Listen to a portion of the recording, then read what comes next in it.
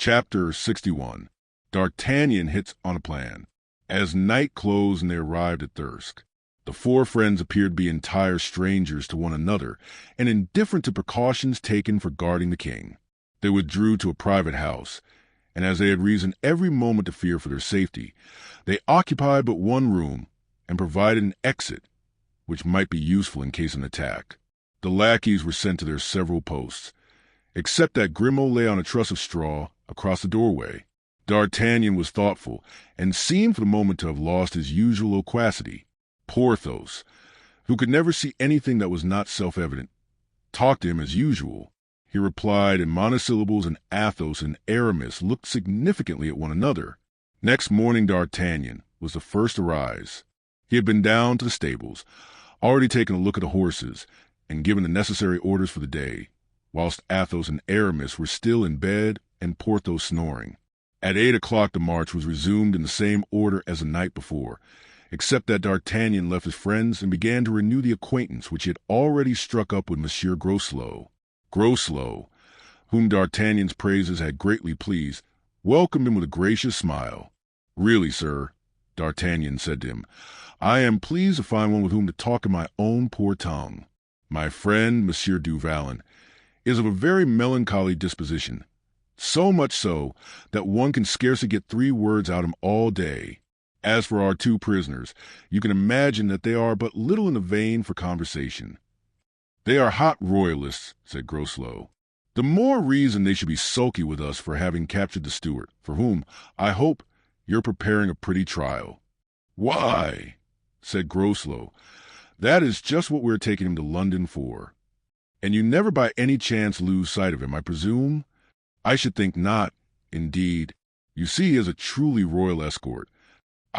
There's no fear in the daytime, but at night we redouble our precautions." "And what method of surveillance do you employ?" 8 men remain constantly in his room." "The deuce! He is well guarded, then. But besides these 8 men, you doubtless place some guard outside." "Oh, no. Just think. What would you have 2 men without arms do against 8 armed men?"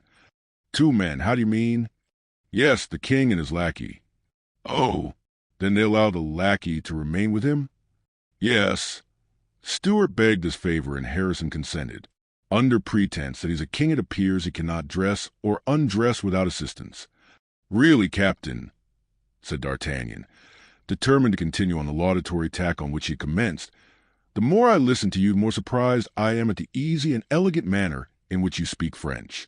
You have lived 3 years in Paris? May I ask what you were doing there?" "My father, who is a merchant, placed me with his correspondent, who in turn sent his son to join our house in London." "Were you pleased with Paris, sir?" "Yes, but you are much in want of revolution like our own. Not against your king, who is a mere child, but against that Lazar, an Italian, the queen's favorite." "I am quite of your opinion, sir, and we should soon make an end of Mazarin if we had only a dozen officers like yourself, without prejudices, vigilant and incorruptible."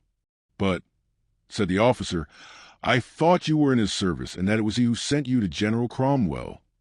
"That is to say, I am in the king's service, and that knowing he wanted to send someone to England, I solicited the appointment. So great was my desire to know the man of genius who now governs the 3 kingdoms, so that when he proposed to us to draw our swords in honor of old England, you see how we snapped up the proposition." "Yes, I know that you charge by the side of Mordaunt." "On his right and left, sir." "There's another brave and excellent young man." "Do you know him?" asked the officer. "Yes, very well. Monsieur du Vallon and myself came from France with him. It appears, too, you kept him waiting a long time at Boulogne. What would you have? I was like you, and had a king in keeping."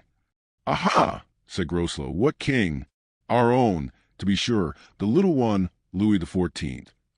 "And how long had you to take care of him?" 3 nights. And by my troth, I shall always remember those 3 nights with a certain pleasure." "How do you mean?" "I mean that my friends, officers in the guards and musketeers, came to keep me company, and we passed the night in feasting, drinking, dicing." "Ah, true," said the Englishman with a sigh. "You Frenchmen are born boon companions." And don't you play, too, when you're on guard? Never, said the Englishman. In that case, you must be horribly bored and have my sympathy. The fact is, I look to my turn for keeping guard with horror. It's tiresome work to keep awake a whole night. Yes, but with a jovial partner and dice and guineas clinking on the cloth, the night passes like a dream. You don't like playing, then? On the contrary, I do. Lansquenet, for instance? Devoted to it. I used to play almost every night in France. And since your return to England, I have not handled a card or dice box. I sincerely pity you, said D'Artagnan, with an air of profound compassion. Look here, said the Englishman. Well, tomorrow I am on guard. In Stuart's room? Yes. Come and pass the night with me. Impossible. Impossible. Why so?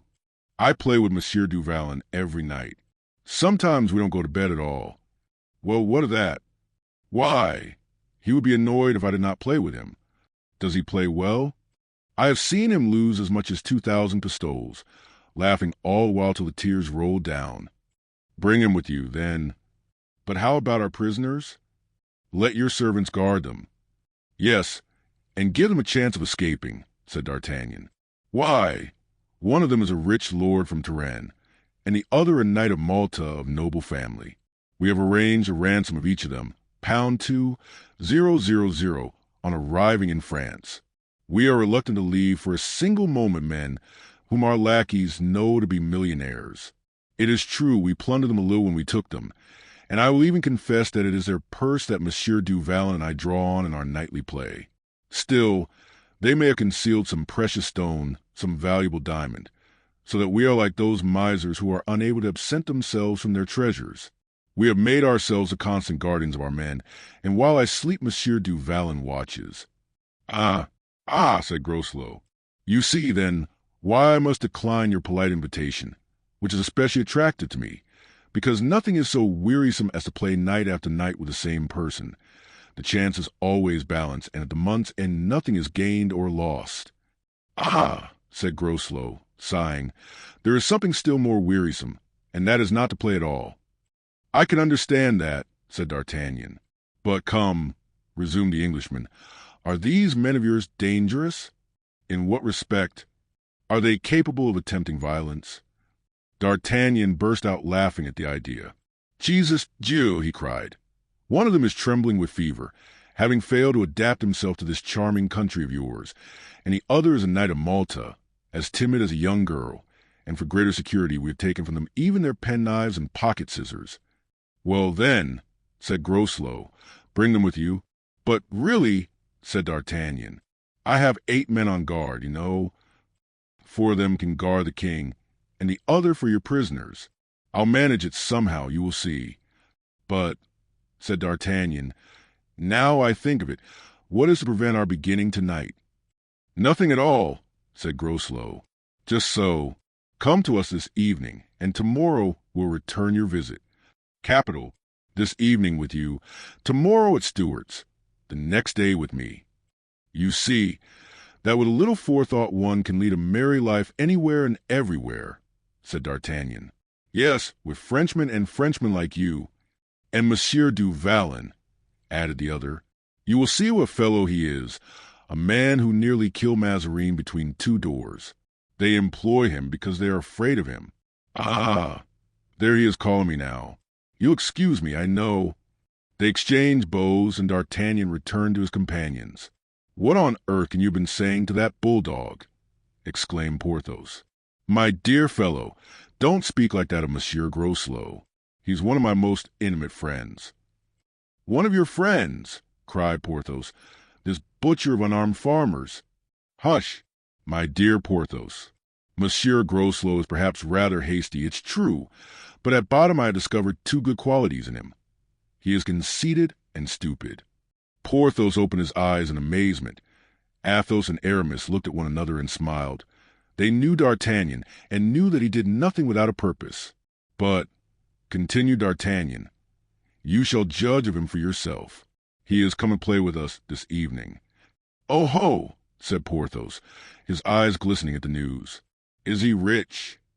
He's the son of one of the wealthiest merchants in London, and knows lansquenet, adores it. Basset, his mania, Biribi, revels in it. Good, said Porthos. We shall pass an agreeable evening. The more so, as it will be the prelude to a better. How so? We invite him to play tonight. He has invited us in return tomorrow. But wait, tonight we stop at Derby, and if there is a bottle of wine in the town, let Musketeer buy it. It will be well to prepare a light supper, of which you, Athos and Aramis, are not to partake. Athos, because I told him you had a fever. Aramis, because you are a knight of Malta and won't mix with fellows like us. Do you understand? That's no doubt very fine, said Porthos. But deuce take me if I understand it all. Porthos, my friend, you know I am descended on the father's side from the prophets and on the mother's from the Sibyls, and that I only speak in parables and riddles. Let those who have ears hear and those who have eyes see. I can tell you nothing more at present. Go ahead, my friend, said Athos. I am sure that whatever you do is well done. And you, Aramis, are you of that opinion? Entirely so, my dear D'Artagnan. Very good, said D'Artagnan. Here indeed are true believers. It is a pleasure to work miracles before them. They are not like that unbelieving Porthos, who must see and touch before he will believe. The fact is, said Porthos with an air of finesse, I am rather incredulous. D'Artagnan gave him playful buffet on the shoulder, and as they had reached the station where they were to breakfast, the conversation ended there. At 5 in the evening, they sent Musketeer on before as agreed upon. Blaisois went with him. In crossing the principal street in Derby, the four friends perceived Blaisois standing in the doorway of a handsome house. It was there a lodging was prepared for them. At the hour agreed upon, Groslow came. D'Artagnan received him as he would have done a friend of 20 years' standing. Porthos scanned him from head to foot and smiled when he discovered that in spite of the blow he had administered to Perry's brother, he was not nearly so strong as himself. Athos and Aramis suppressed as well as they could have discussed. They felt in the presence of such coarseness and brutality. In short, Groslow seemed to be pleased with his reception. Athos and Aramis kept themselves to their role. At midnight, they withdrew to their chamber, the door which was left open on the pretext of kindly consideration. Furthermore, D'Artagnan went with them, leaving Porthos at play with Groslow. Porthos gained 50 pistoles from Groslow, and found him a more agreeable companion than he had at first believed him to be. As to Groslow, he promised himself that on the following evening he would recover from D'Artagnan what he had lost to Porthos, and on leaving reminded the Gascon of his appointment. The next day was spent as usual. D'Artagnan went from Captain Groslow to Colonel Harrison, and from Colonel Harrison to his friends. To anyone not acquainted with him, he seemed to be in his normal condition, but to his friends, to Athos and Aramis, was apparent a certain feverishness in his gaiety. "What is he contriving?" asked Aramis. "Wait," said Athos. Porthos said nothing, but he handled in his pocket the 50 pistoles he had gained from Groslow with a degree of satisfaction which betrayed itself in his whole bearing. Arrived at Riston, D'Artagnan assembled his friends. His face had lost the expression of careless gaiety. It had worn like a mask the whole day. Athos pinched Aramis's hand. "The moment is at hand," he said. "Yes," returned D'Artagnan, who had overheard him. "Tonight, gentlemen, we rescue the king." "D'Artagnan," said Athos, "this is no joke, I trust? It would quite cut me up." "You are a very odd man, Athos," he replied, "to doubt me thus. Where and when have you seen me trifle with a friend's heart and a king's life? I have told you, and I repeat it, that tonight we rescue Charles I. You left it to me to discover the means, and I have done so." Porthos looked at D'Artagnan with an expression of profound admiration. Aramis smiled as one who hopes. Athos was pale and trembled in every limb. "Speak," said Athos. "We are invited," replied D'Artagnan, "to pass the night with M. Groslow. But do you know where?" "No." "In the king's room." "The king's room?" cried Athos. "Yes, gentlemen, in the king's room. Groslow is on guard there this evening, and to pass the time away he has invited us to keep him company." "All four of us?" asked Athos. "Pardieu, certainly, all four. We couldn't leave our prisoners, could we?" "Ah, "Ah," said Aramis. "Tell us about it," said Athos, palpitating. "We are going, then, we too with our swords, you with daggers. We forgot to master these 8 fools and their stupid captain. Monsieur Porthos, what do you say to that?" "I say it is easy enough," answered Porthos. "We dress the king in Groslow's clothes. Mousqueton, Grimaud, and Blaisois have our horses saddled at the end of the first street. We mount them, and before daylight are 20 leagues distant. Athos places 2 hands on D'Artagnan's shoulders and gazes at him with his calm, sad smile. "I declare, my friend," said he, "that there is not a creature under the sky who equals you in prowess and in courage. Whilst we thought you indifferent to our sorrows, which you couldn't share without crime, you alone among us have discovered what we were searching for in vain. I repeat it, D'Artagnan, you are the best one among us. I bless and love you, my dear son." "And to think that I couldn't find that out," said Porthos, scratching his head. "It is so simple." "But," said Aramis, "if I understand rightly, we are to kill them all, eh?" Athos shuddered and turned pale. "Mordioux," answered D'Artagnan, "I believe we must. I confess I can discover no other safe and satisfactory way." "Let us see," said Aramis. "How are we to act?" "I have arranged 2 plans. Firstly, at a given signal, which shall be the words, 'At last,' you each plunge a dagger into the heart of the soldier nearest to you. We, on our side, do the same. That will be 4 killed. We shall then be matched, for against the remaining 5. If these 5 men give themselves up, we gag them. If they resist, we kill them. If by chance our amphitryon changes his mind and receives only Porthos and myself, why, then we must resort to heroic measures and each give 2 strokes instead of 1. It will take a little longer time and may make a greater disturbance, but you will be outside with swords and will rush in at the proper time." "But if you yourself should be struck," said Athos. "Impossible," said D'Artagnan. "Those beer drinkers are too clumsy and awkward.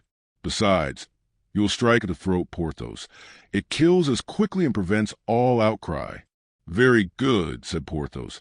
"It will be a nice little throat cutting." "Horrible, horrible," exclaimed Athos. "Nonsense," said D'Artagnan. "You would do as much, Mr. Humanity, in a battle. But if you think the king's life is not worth what it must cost, there's an end of the matter, and I send a Groslow to say I am ill." "No, you are right," said Athos. At this moment a soldier entered to inform them that Groslow was waiting for them. "Where?" asked D'Artagnan. "In the room of the English Nebuchadnezzar," replied the staunch Puritan. "Good," replied Athos, whose blood mounted to his face at the insult offered to royalty. "Tell the captain we are coming." The Puritan then went out. The lackeys had been ordered to saddle 8 horses and to wait, keeping together and without dismounting, at the corner of a street about 20 steps from the house where the king was lodged. It was 9 o'clock in the evening. The sentinels had been relieved at 8, and Captain Groslow had been on guard for an hour. D'Artagnan and Porthos, armed with their swords, and Athos and Aramis, each carrying a concealed poniard, approached the house which for the time being was Charles Stuart's prison. The 2 latter followed their captors in the humble guise of captives, without arms. "Odie's Bodikins," said Groslow, as the 4 friends entered. "I had almost given you up." D'Artagnan went up to him and whispered in his ear. "The fact is, that is, Monsieur du Vallon and I, hesitated a little." "And why?" D'Artagnan looked significantly toward Athos and Aramis. "Aha!" said Groslow. "On account of political opinions? No matter. On the contrary," he added, laughing, "if they want to see their steward, they shall see him." "Are we to pass the night in the king's room?" asked D'Artagnan. "No, but in the one next to it, and as the door will remain open it comes to the same thing. Have you provided yourself with money?" "I assure you I intend to play the devil's game tonight." D'Artagnan rattled the gold in his pockets. "Very good," said Groslow, and opened the door of the room. "I will show you the way," and he went in first. D'Artagnan turned to look at his friends. Porthos was perfectly indifferent, Athos pale but resolute. Aramis was wiping a slight moisture from his brow. The 8 guards were at their posts. For in the king's room, 2 at the door between the rooms and 2 at that by which the friends had entered. Athos smiled when he saw their bare swords. He felt it was no longer to be a butchery, but a fight, and he resumed his usual good humor. Charles was perceived through the door, lying dressed upon his bed, at the head of which Perry was seated, reading in a low voice a chapter from the Bible. A candle of coarse tallow on a black table lighted up the handsome and resigned face of the king and that of his faithful retainer, far less calm.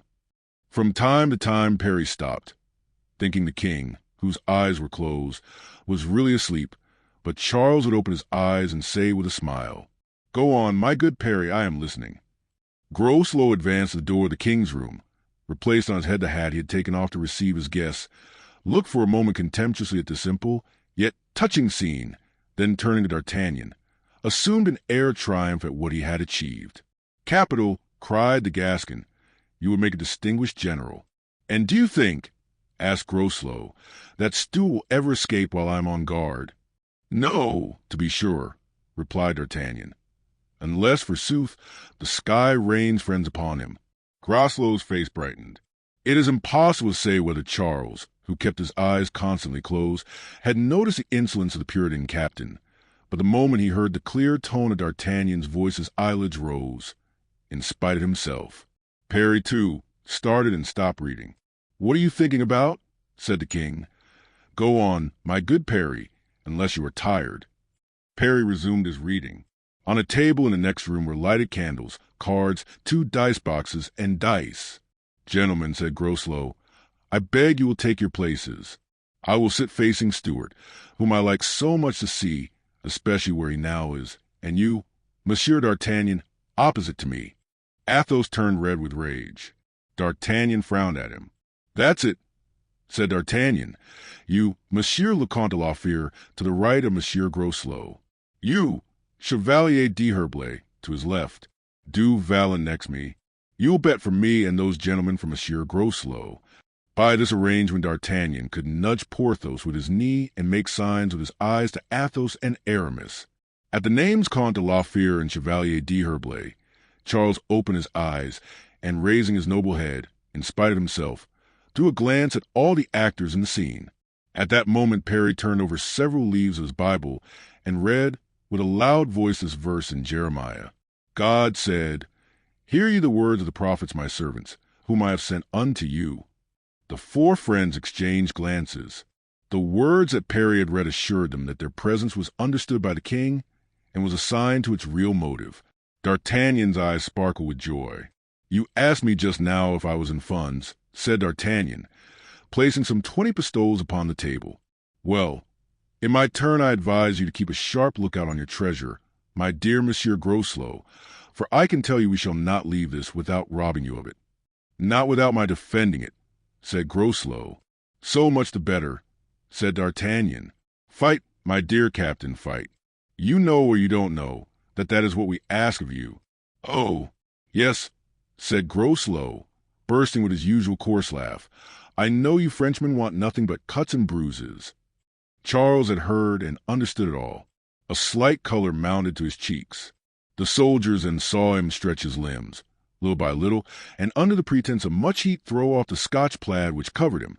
Athos and Aramis started with delight to find that the king was lying with his clothes on. The game began. The luck had turned, and Groslow, having won some 100 pistoles, was in the merriest possible humor. Porthos, who had lost the 50 pistoles he had won the night before and 30 more besides, was very cross and questioned D'Artagnan, with a nudge of the knee, as to whether it would not soon be time to change the game. Athos and Aramis looked at him inquiringly, but D'Artagnan remained impassible. It struck 10. They heard the guard going its rounds. "How many rounds do they make a night?" asked D'Artagnan, drawing more pistoles from his pocket. "5, answered Groslow, "one every 2 hours. D'Artagnan glanced at Athos and Aramis, and for the first time replied to Porthos's nudge of knee by a nudge responsive. Meanwhile, the soldiers, whose duty it was to remain in the king's room, attracted by that love of play so powerful in all men, had stolen little by little toward the table, and standing on tiptoe, lounged, watching the game, over the shoulders of D'Artagnan and Porthos. Those on the other side had followed their example, thus favoring the views of the 4 friends, who preferred having them close at hand to chasing them about the chamber. The 2 sentinels at the door still had their swords unsheathed, but they were leaning on them while they watched the game. Athos seemed to grow calm as the critical moment approached. With his white, aristocratic hands, he played with the Louis, bending and straightening them again, as if they were made of pewter. Aramis, less self-controlled, fumbled continually with his hidden poniard. Porthos, impatient at his continued losses, kept up a vigorous play with his knee.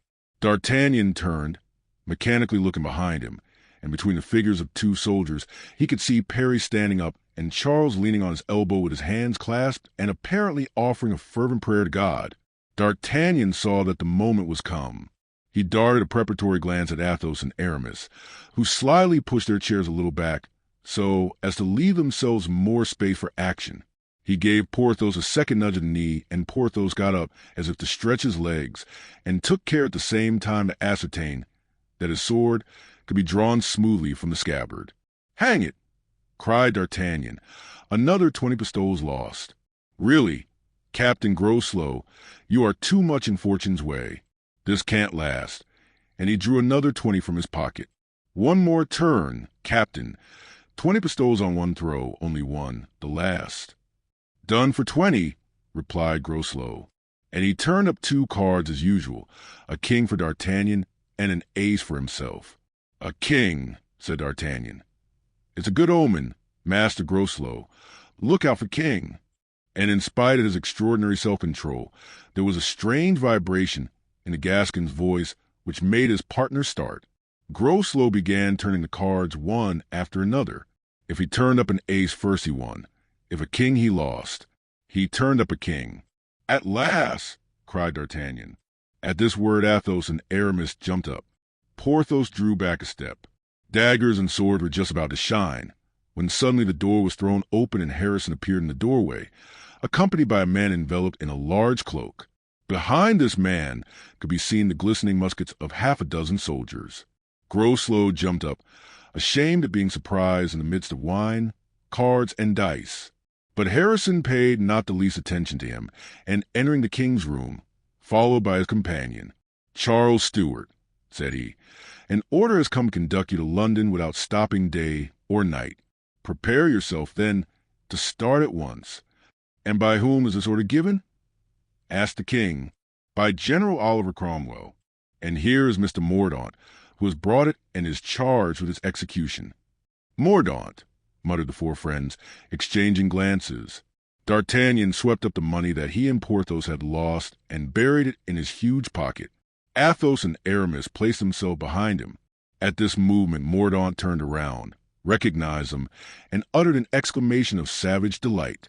"I'm afraid we are prisoners," whispered D'Artagnan to his friend. "Not yet," replied Porthos. "Colonel, cried Mordaunt, "you are betrayed. These four Frenchmen have escaped from Newcastle, and no doubt want to carry off the king. Arrest them." "Ah, my young man," said D'Artagnan, drawing his sword, "that is an order sooner given than executed. Fly, friends, fly," he added, whirling his sword around him.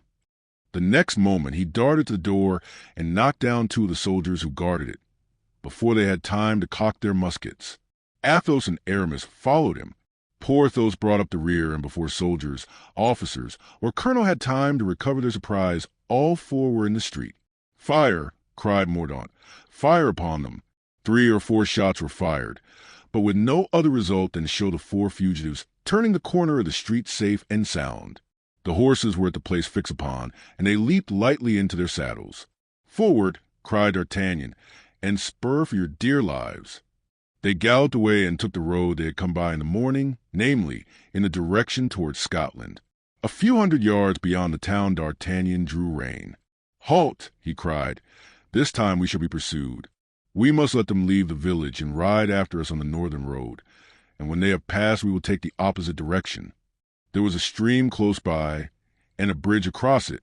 D'Artagnan led his horse under the arch of the bridge. The others followed. 10 minutes later they heard the rapid gallop of a troop of horsemen. A few minutes more, and the troop passed over their heads. Chapter 62. London. As soon as the noise of the hoofs was lost in the distance, D'Artagnan remounted the bank of the stream and scoured the plain, followed by his 3 friends, directing their course, as well as they could guess, toward London. "This time," said D'Artagnan, when they were sufficiently distant to proceed at a trot, "I think all is lost, and we have nothing better to do than to reach France. What do you say, Athos, to that proposition? Isn't it reasonable?" "Yes, dear friend," Athos replied, "but you said a word the other day that was more than reasonable. It was noble and generous. You said, 'Let us die here.' I recall to you that word." "Oh," said Porthos, "death is nothing. It isn't death that can disquiet us, since we don't know what it is. What troubles me is the idea of defeat. As things are turning out, I foresee that we must give battle to London, to the provinces, to all England, and certain in the end we can't fail to be beaten." "We ought to witness this great tragedy even to its last scene," said Athos. "Whatever happens, let us not leave England before the crisis. Don't you agree with me, Aramis?" "Entirely, my dear Count. Then, too, I confess I should not be sorry to come across Mordaunt again. It appears to me that we have an account to settle with him, and that it is not our custom to leave a place without paying our debts, of this kind, at least." "Ah, that's another thing," said D'Artagnan, "and I should not mind waiting in London a whole year for a chance of meeting this Mordaunt in question. Only let us lodge with someone on whom we can count. For I imagine, just now, that Noel Cromwell would not be inclined to trifle with us. Athos, do you know any in the whole town where one can find white sheets, roast beef reasonably cooked, and wine which is not made of hops and gin?" "I think I know what you want," replied Athos. "The winter took us to the house of a Spaniard, who, he said, had become naturalized as an Englishman by the guineas of his new compatriots. What do you say to it, Aramis?" "Why, the idea of taking quarters with Senor Perez seems to me very reasonable, and for my part won't agree to it. We will invoke the remembrance of that Porter Winter, for whom we seem to have a great regard. We will tell him that we have come as amateurs to see what is going on. We will spend with him a guinea each per day, and I think that by taking all these precautions we can be quite undisturbed. You forget, Aramis, one precaution of considerable importance." "What is that?" "The precaution of changing our clothes." "Changing our clothes!" exclaimed Porthos. "I don't see why. We are very comfortable in those we wear." "To prevent recognition," said D'Artagnan. "Our clothes have a cut which would proclaim the Frenchman at first sight. Now, I don't set sufficient store on the cut of my jerkin to risk being hung at Tyburn or sent for change of scene to the Indies. I shall buy a chestnut-colored suit. I've remarked that your Puritans revel in that color." "But can you find your man?" said Aramis to Athos. "Oh, to be sure, yes. He lives at the Bedford Tavern, Greenhall Street. Besides, I can find my way about the city with my eyes shut." "I wish we were already there," said D'Artagnan, "and my advice is that we reach London before daybreak, even if we kill our horses." "Come on, then," said Athos, "for unless I am mistaken in my calculations, we have only 8 or 10 leagues to go." The friends urged on their horses and arrived, in fact, at about 5 o'clock in the morning.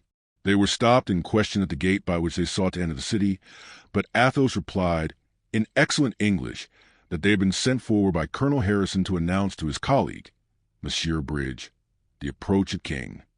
That reply led to several questions about the King's capture, and Athos gave details so precise and positive that if the gatekeepers had any suspicions, they vanished completely. The way was therefore open to the 4 friends with all sorts of Puritan congratulations. Athos was right. He went direct to the Bedford Tavern, and the host, who recognized him, was delighted to see him again with such a numerous and promising company. Though it was scarcely daylight, our 4 travelers found the town in a great bustle, owing to the reported approach of Harrison and the King.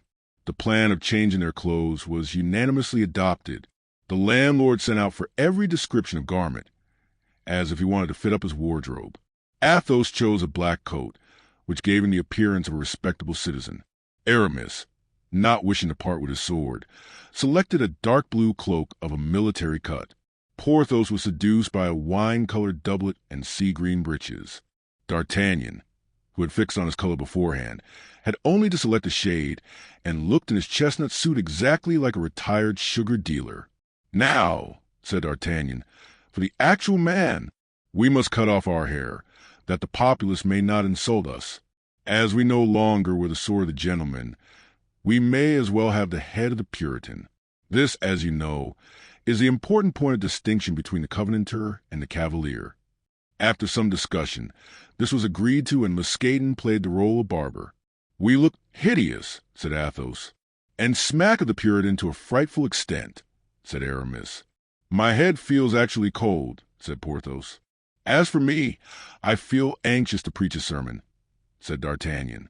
"Now," said Athos, "that we cannot even recognize one another and have therefore no fear of others recognizing us, let us go and see the king's entrance." They had not been long in the crowd before loud cries announced the king's arrival.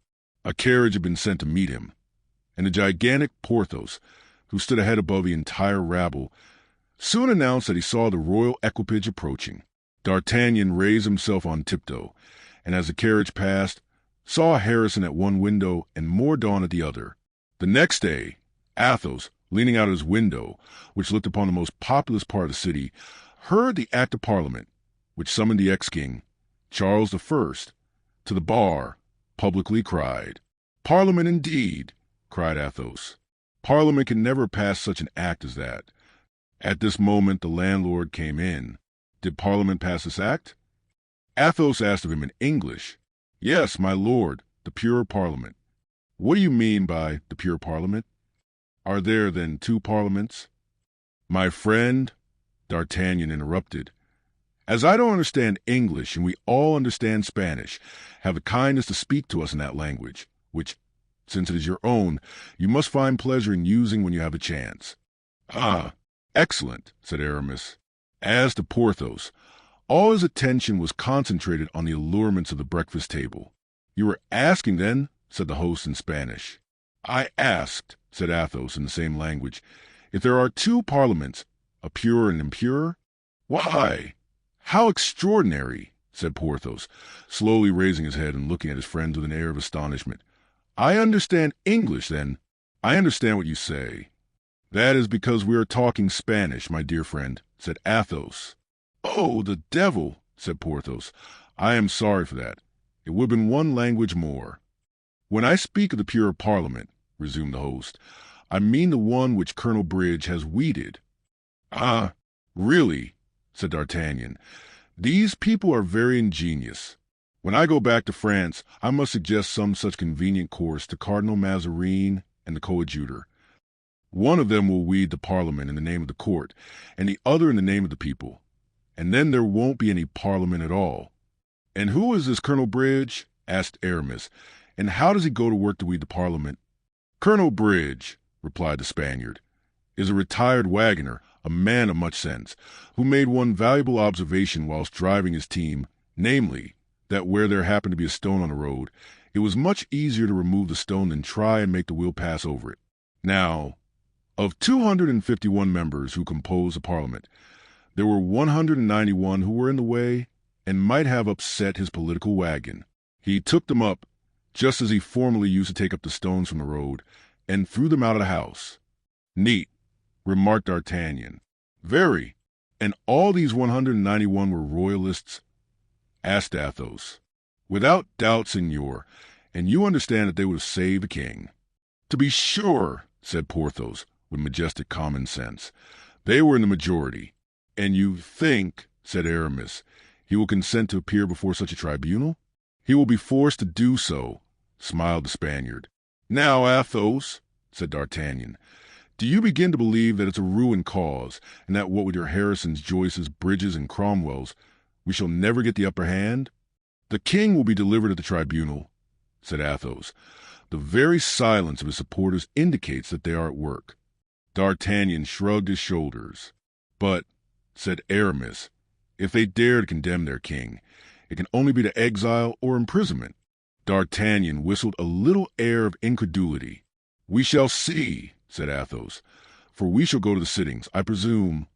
"You will not have long to wait," said the landlord. "They begin tomorrow." "So, then, they drew up the indictments before the king was taken?" "Of course," said D'Artagnan. "They began the day he was sold." "And you know," said Aramis, "that was our friend Mordaunt who made, if not the bargain, at least the overtures." "And you know," added D'Artagnan, "that whenever I catch him I will kill him, this Mordaunt." "And I too," exclaimed Porthos. "And I, too," added Aramis. "Touching unanimity," cried D'Artagnan, "which well becomes good citizens like us. Let us take a turn around the town and imbibe a little fog." "Yes," said Porthos, "'twill be at least a little change from beer." Chapter 63. The Trial. The next morning King Charles I was hailed by a strong guard before the High Court, which was to judge him. All London was crowding to the doors of the house. The throng was terrific, and it was not till after much pushing and some fighting that our friends reached their destination. When they did so, they found the 3 lower rows of benches already occupied, but being anxious not to be too conspicuous, all, with the exception of Porthos, who had a fancy to display his red doublet, were quite satisfied with their places, the more so as chance had brought them to the center of their row, so that they were exactly opposite the armchair prepared for the royal prisoner. Toward 11 o'clock the king entered the hall, surrounded by guards, but wearing his head covered, and with a calm expression turned to every side with a look of complete assurance, as if he were there to preside in an assembly of submissive subjects, rather than to meet the accusations of a rebel court. The judges, proud of having a monarch to humiliate, evidently prepared to enjoy the right they had arrogated to themselves, and sent an officer to inform the king that it was customary for the accused to uncover his head. Charles, without replying a single word, turned his head in another direction and pulled his felt hat over it. Then when the officer was gone, he sat down in the armchair opposite the president and struck his boots with a little cane which he carried in his hand. Parry, who accompanied him, stood behind him.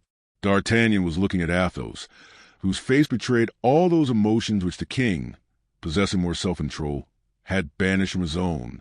This agitation in one so cold and calm as Athos frightened him. "I hope," he whispered to him, "that you will follow His Majesty's example and not get killed for your folly in this den." "Set your mind at rest," replied Athos. "Aha!" continued D'Artagnan, "it is clear that they are afraid of something or other, for look, the sentinels are being reinforced. They had only halberds before, now they have muskets. The halberds were for the audience in the rear. The muskets are for us." 30, 40, 50, 65 men, said Porthos, counting the reinforcements. "Ah," said Aramis, "but you forget the officer." D'Artagnan grew pale with rage. He recognized Mordaunt, who with bare sword was marshalling the Musketeers behind the king and opposite the benches. "Do you think they have recognized us?" said D'Artagnan. "In that case I should be retreat. I don't care to be shot in a box." "No," said Aramis, "he has not seen us. He sees no one but the king.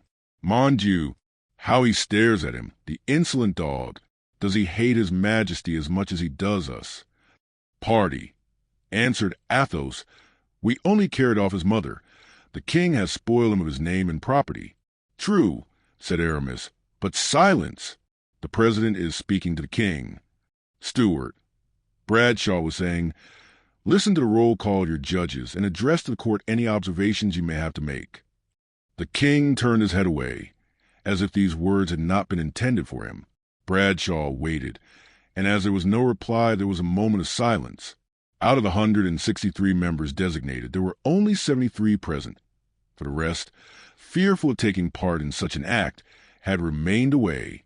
When the name of Colonel Fairfax was called, one of those brief but solemn silences ensued, which announced the absence of the members who had no wish to take a personal part in the trial. "Colonel Fairfax," repeated Bradshaw. "Fairfax," answered a laughing voice, the silvery tone of which betrayed it as that of a woman, "is not such a fool as to be here." A loud laugh followed these words, pronounced with that boldness which women draw from their own weakness, a weakness which removes them beyond the power of vengeance. "It is a woman's voice," cried Aramis.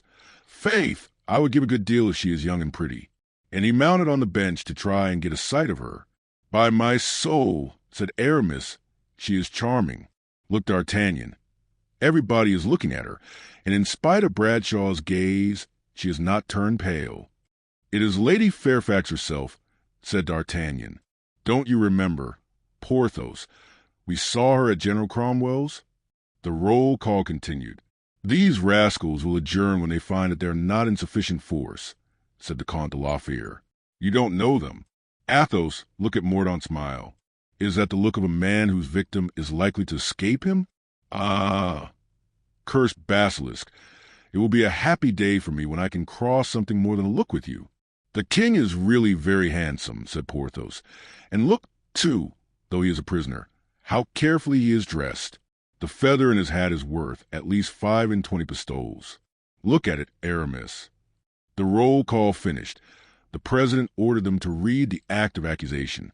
Athos turned pale. A second time he was disappointed in his expectation. Notwithstanding the judges were so few, the trial was to continue. The king, then, was condemned in advance. I told you so, Athos, said D'Artagnan, shrugging his shoulders. Now, take your courage in both hands, and hear what this gentleman in black is going to say about his sovereign, with full license and privilege. Never till then had a more brutal accusation, or meaner insults tarnished kingly majesty. Charles listened with marked attention, passing over the insults, noting the grievances, and, when hatred overflowed all bounds and the accuser turned executioner beforehand, replied with a smile of lofty scorn. The fact is, said D'Artagnan, if men are punished for imprudence and triviality, this poor king deserves punishment. But it seems to me that which he is just now undergoing is hard enough. In any case, Aramis replied, the punishment should fall not on the king, but on his ministers. The first article of the Constitution is, the king can do no wrong. As for me, thought Porthos, giving Mordaunt his whole attention, were it not for breaking on the majesty of the situation, I would leap down from the bench, reach Mordaunt in 3 bounds and strangle him. I would then take him by the feet and knock the life out of these wretched musketeers who parody the Musketeers of France. Meantime, D'Artagnan, who was full of invention, would find some way to save the king. I must speak to him about it. As to Athos, his face aflame, his fists clenched, his lips bitten till they bled, he sat there foaming with rage at that endless parliamentary insult and that long-enduring royal patience. The inflexible arm and steadfast heart had given place to a trembling hand and a body shaken by excitement. At this moment, the accuser concluded with these words, the present accusation is preferred by us in the name of the English people. At these words there was a murmur along the benches, and a second voice, not that of a woman, but a man's, stout and furious, thundered behind D'Artagnan. You lie, it cried. 9/10 of the English people are horrified at what you say. This voice was that of Athos, who, standing up with outstretched hand and quite out of his mind, thus assailed the public accuser. King, judges, spectators, all turned their eyes to the bench where the 4 friends were seated. Mordaunt did the same and recognized the gentleman, around whom the 3 other Frenchmen were standing, pale and menacing. His eyes glittered with delight. He had discovered those to whose death he had devoted his life. A movement of fury called to his side some 20 of his musketeers, and pointing to the bench where his enemies were, "Fire on that bench!" he cried. But with the rapidity of thought, D'Artagnan seized Athos by the waist, and followed by Porthos with Aramis, leaped down from the benches, rushed into the passages, and flying down the staircase were lost in crowd without, while the muskets within were pointed on some 3,000 spectators, whose piteous cries and noisy alarms stopped the impulse already given to bloodshed. Charles also had recognized the 4 Frenchmen. He put one hand on his heart to still its beating, and the other over his eyes, that he might not witness the slaying of his faithful friends. Mordaunt, pale and trembling with anger, rushed in the hall sword in hand, followed by 6 pikemen, pushing, inquiring and panting the crowd, and then, having found nothing, returned. The tumult was indescribable. More than half an hour passed before anyone could make himself heard. The judges were looking for a new outbreak from the benches.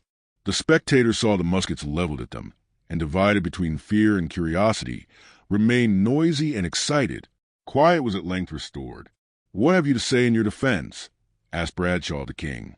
Then rising, with his head still covered, in the tone of a judge rather than a prisoner, Charles began. "Before questioning me," he said, "reply to my question. I was free at Newcastle, and had there concluded a treaty with both houses. Instead of performing your part of this contract, as I performed mine, you bought me from the Scotch, cheaply I know, and that does honor to the economic talent of your government. But because you have paid the price of a slave, do you imagine that I have ceased to be your king? No, To answer you would be to forget it. I shall only reply to you when you have satisfied me of your right to question me. To answer you would be to acknowledge you as my judges, and I only acknowledge you as my executioners. And in the middle of a death-like silence, Charles, calm, lofty, and with his head still covered, sat down again in his armchair. "Why are not my Frenchmen here?" he murmured proudly, and turning his eyes to the benches where they had appeared for a moment, they would have seen that their friend was worthy of the defense while alive and of their tears when dead. "Well," said the president, seeing that Charles was determined to remain silent, "so be it. We will judge you in spite of your silence. You are accused of treason, of abuse of power, and murder. The evidence will support it. Go, and another sitting will accomplish what you have postponed in this." Charles rose and turned toward Perry, whom he saw pale and with his temples dewed with moisture. "Well, my dear Perry," said he, "what is the matter, and what can affect you in this manner?" "Oh, my king," said Perry, with tears in his eyes and in a tone of supplication, "do not look to the left as we leave the hall." "And why, Perry?" "Do not look, I implore you, my king." "But what is the matter? Speak," said Charles, attempting to look across the hedge of guards which surrounded him. "It is— but you will not look, will you? It is because they have had the axe with which criminals are executed brought and placed there on the table. The sight is hideous." "Fools," said Charles. "Do they take me for a coward like themselves? You have done well to warn me." "Thank you, Perry." When the moment arrived, the king followed his guards out of the hall. As he passed the table on which the axe was laid, he stopped and, turning with a smile, said, "Ah, the axe, an ingenious device and well worthy of those who know not what a gentleman is. You frighten me not. Executioner's axe," added he, touching it with a cane which he held in his hand, "and I strike you now, waiting patiently and Christianly for you to return the blow." And shrugging his shoulders with unaffected contempt, he passed on. When he reached the door, a stream of people, who had been disappointed in not being able to get into the house and to make amends, had collected to see him come out, stood on each side as he passed, many among them glaring on him with threatening looks. How many people, thought he, and not one true friend. And as he uttered these words of doubt and depression within his mind, a voice beside him said, "Respect the fallen majesty." The king turned quickly around, with tears in his eyes and heart. It was an old soldier of the guards who could not see his king pass captive before him without rendering him this final homage. But the next moment the unfortunate man was nearly killed with heavy blows of sword hilts, and among those who set upon him the king recognized Captain Groslow. "Alas," said Charles, "that is a severe chastisement for a very trifling fault." He continued his walk, but he had scarcely gone 100 paces, when a furious fellow, leaning between two soldiers, spat in the king's face, as once an infamous and accursed Jew spit in the face of Jesus of Nazareth. Loud roars of laughter and sullen murmurs arose together. The crowd opened and closed again, undulating like a stormy sea, and the king imagined that he saw shining in the midst of this living wave the bright eyes of Athos. Charles wiped his face and said with a sad smile, "Poor wretch! For half a crown he would do as much to his own father." The king was not mistaken. Athos and his friends, again mingling with the throng, were taking a last look at the martyr king. When the soldier saluted Charles, Athos's heart bounded for joy, and that unfortunate, on coming to himself, found 10 guineas that the French gentleman had slipped into his pocket. But when the cowardly insulter spat in the face of the captive monarch, Athos grasped his dagger. But D'Artagnan stopped his hand, and in a hoarse voice cried, "Wait!" Athos stopped. D'Artagnan, leaning on Athos, made a sign to Porthos and Aramis to keep near them, and then placed himself behind the man with the bare arms, who was still laughing at his own vile pleasantry and receiving the congratulations of several others. The man took his way toward the city. The 4 friends followed him. The man, who had the appearance of being a butcher, descended a little steep and isolated street, looking onto the river, with 2 of his friends. Arrived at the bank of the river, the 3 men perceived that they were followed, turned around, and looking insolently at the Frenchman, passed some jests from one to another. "I don't know English, Athos," said D'Artagnan, "but you know it and will interpret for me." Then, quickening their steps, they passed the 3 men, but turned back immediately, and D'Artagnan walked straight up to the butcher and, touching him on the chest with the tip of his finger, said to Athos, "Say this to him in English. You are a coward. You have insulted a defenseless man. You have befouled the face of your king. You must die." Athos, pale as a ghost, repeated these words to the man, who, seeing the bodeful preparations that were making, put himself in an attitude of defense. Aramis, at this movement, drew a sword. "No!" cried D'Artagnan. "No steel. Steel is for gentlemen." And seizing the butcher by the throat, "Porthos," said he, "kill this fellow for me with a single blow." Porthos raised his terrible fist, which whistled through the air like a sling, and the pretender's mask fell with a smothered crash on the insulter's skull and crushed it. The man fell like an ox beneath the poleaxe. His companions, horror-struck, could neither move nor cry out. "Tell them this, Athos," resumed D'Artagnan. "Thus shall all die who forget that a captive man is sacred, and that a captive king doubly represents the Lord." Athos repeated D'Artagnan's words. The fellows looked at the body of their companion, swimming in blood, and then recovering voice and legs together, ran screaming off. "Justice is done," said Porthos, wiping his forehead. "And now," said D'Artagnan to Athos, "entertain no further doubts about me. I undertake all that concerns a king." Chapter 64. Whitehall. The Parliament condemned Charles to death, as might have been foreseen. Political judgments are generally vain formalities, for the same passions which give rise to the accusation ordain to the condemnation, such as the atrocious logic of revolutions. Although our friends were expecting that condemnation, it filled them with grief. D'Artagnan, whose mind was never more fertile in resources than in critical emergencies, swore again that he would try all conceivable means to prevent the denouement of the bloody tragedy. But by what means? As yet he could form no definite plan. All must depend on circumstances. Meanwhile, it was necessary at all hazards, in order to gain time, to put some obstacle in the way of the execution on the following day, the day appointed by the judges. The only way of doing that was to cause the disappearance of the London executioner. The headsman out of the way, the sentence could not be executed. True, they could send for the headsman of the nearest town, but at least a day would be gained, and a day might be sufficient for the rescue. D'Artagnan took upon himself that more than difficult task. Another thing, not less essential, was to warn Charles Stuart of the attempt to be made, so that he might assist his rescuers as much as possible, or at least do nothing to thwart their efforts. Aramis assumed that perilous charge. Charles Stuart had asked that Bishop Juxon might be permitted to visit him. Mordaunt had called on the bishop that very evening to apprise him of the religious desire expressed by the king, and also of Cromwell's permission. Aramis determined to obtain from the bishop, through fear or by persuasion, consent that he should enter in the bishop's place, and clad in his sacerdotal robes, the prison at Whitehall. Finally, Athos undertook to provide, in any event, the means of leaving England, in case either of failure or success. The night having come, they made an appointment to meet at 11 o'clock at the hotel, and each started out to fulfill his dangerous mission. The palace of Whitehall was guarded by 3 regiments of cavalry and by the fierce anxiety of Cromwell, who came and went or sent his generals or his agents continually. Alone in his usual room, lighted by 2 candles, the condemned monarch gazed sadly on the luxury of his past greatness, just as at the last hour one sees the images of life more mildly brilliant than of yore. Perry had not quitted his master, and since his condemnation had not ceased to weep. Charles, leaning on a table, was gazing in medallion of his wife and daughter. He was waiting first for Juxon, then for martyrdom.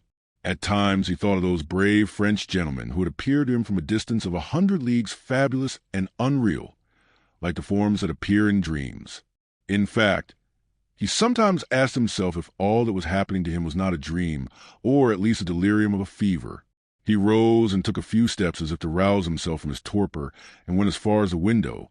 He saw glittering below him the muskets of the guards. He was thereupon constrained to admit that he was indeed awake, and that his bloody dream was real.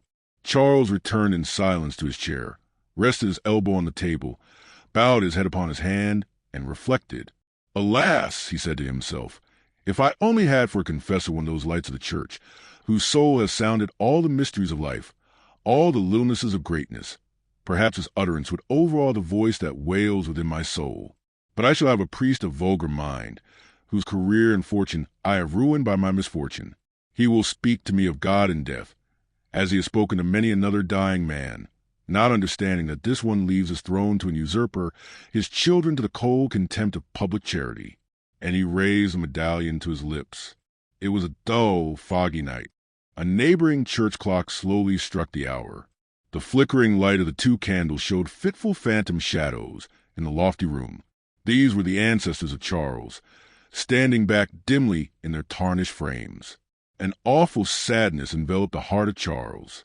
He buried his brow in his hands and thought of the world, so beautiful when one is about to leave it, of the caresses of children, so pleasing and so sweet, especially when one is parting from his children never to see them again, then of his wife, the noble and courageous woman who had sustained him to the last moment. He drew from his breast a diamond cross and the Star of the Garter which he had sent him by those generous Frenchmen. He kissed it, and then, as he reflected that she would never again see those things till he lay cold and mutilated in the tomb, there passed over him one of those icy shivers which may be called forerunners of death. Then, in that chamber which recalled to him so many royal souvenirs, whither had come so many courtiers, the scene of so much flattering homage, alone with a despairing servant, whose feeble soul could afford no support to his own, the king at last yielded to sorrow, and his courage sank to a level with that feebleness, those shadows, and that wintry cold. That king who was so grand, so sublime in the hour of death, meeting his fate with a smile of resignation on his lips, now in that gloomy hour wiped away a tear which had fallen on the table and quivered on the gold-embroidered cloth. Suddenly the door opened. An ecclesiastic in episcopal robes entered, followed by 2 guards, to whom the king waved an imperious gesture. The guards retired. The room resumed its obscurity. "Juxon!" cried Charles. "Juxon, thank you, my last friend. You come at a fitting moment." The bishop looked anxiously at the man sobbing in the ingle nook. "Come, Perry," said the king. "Cease your tears."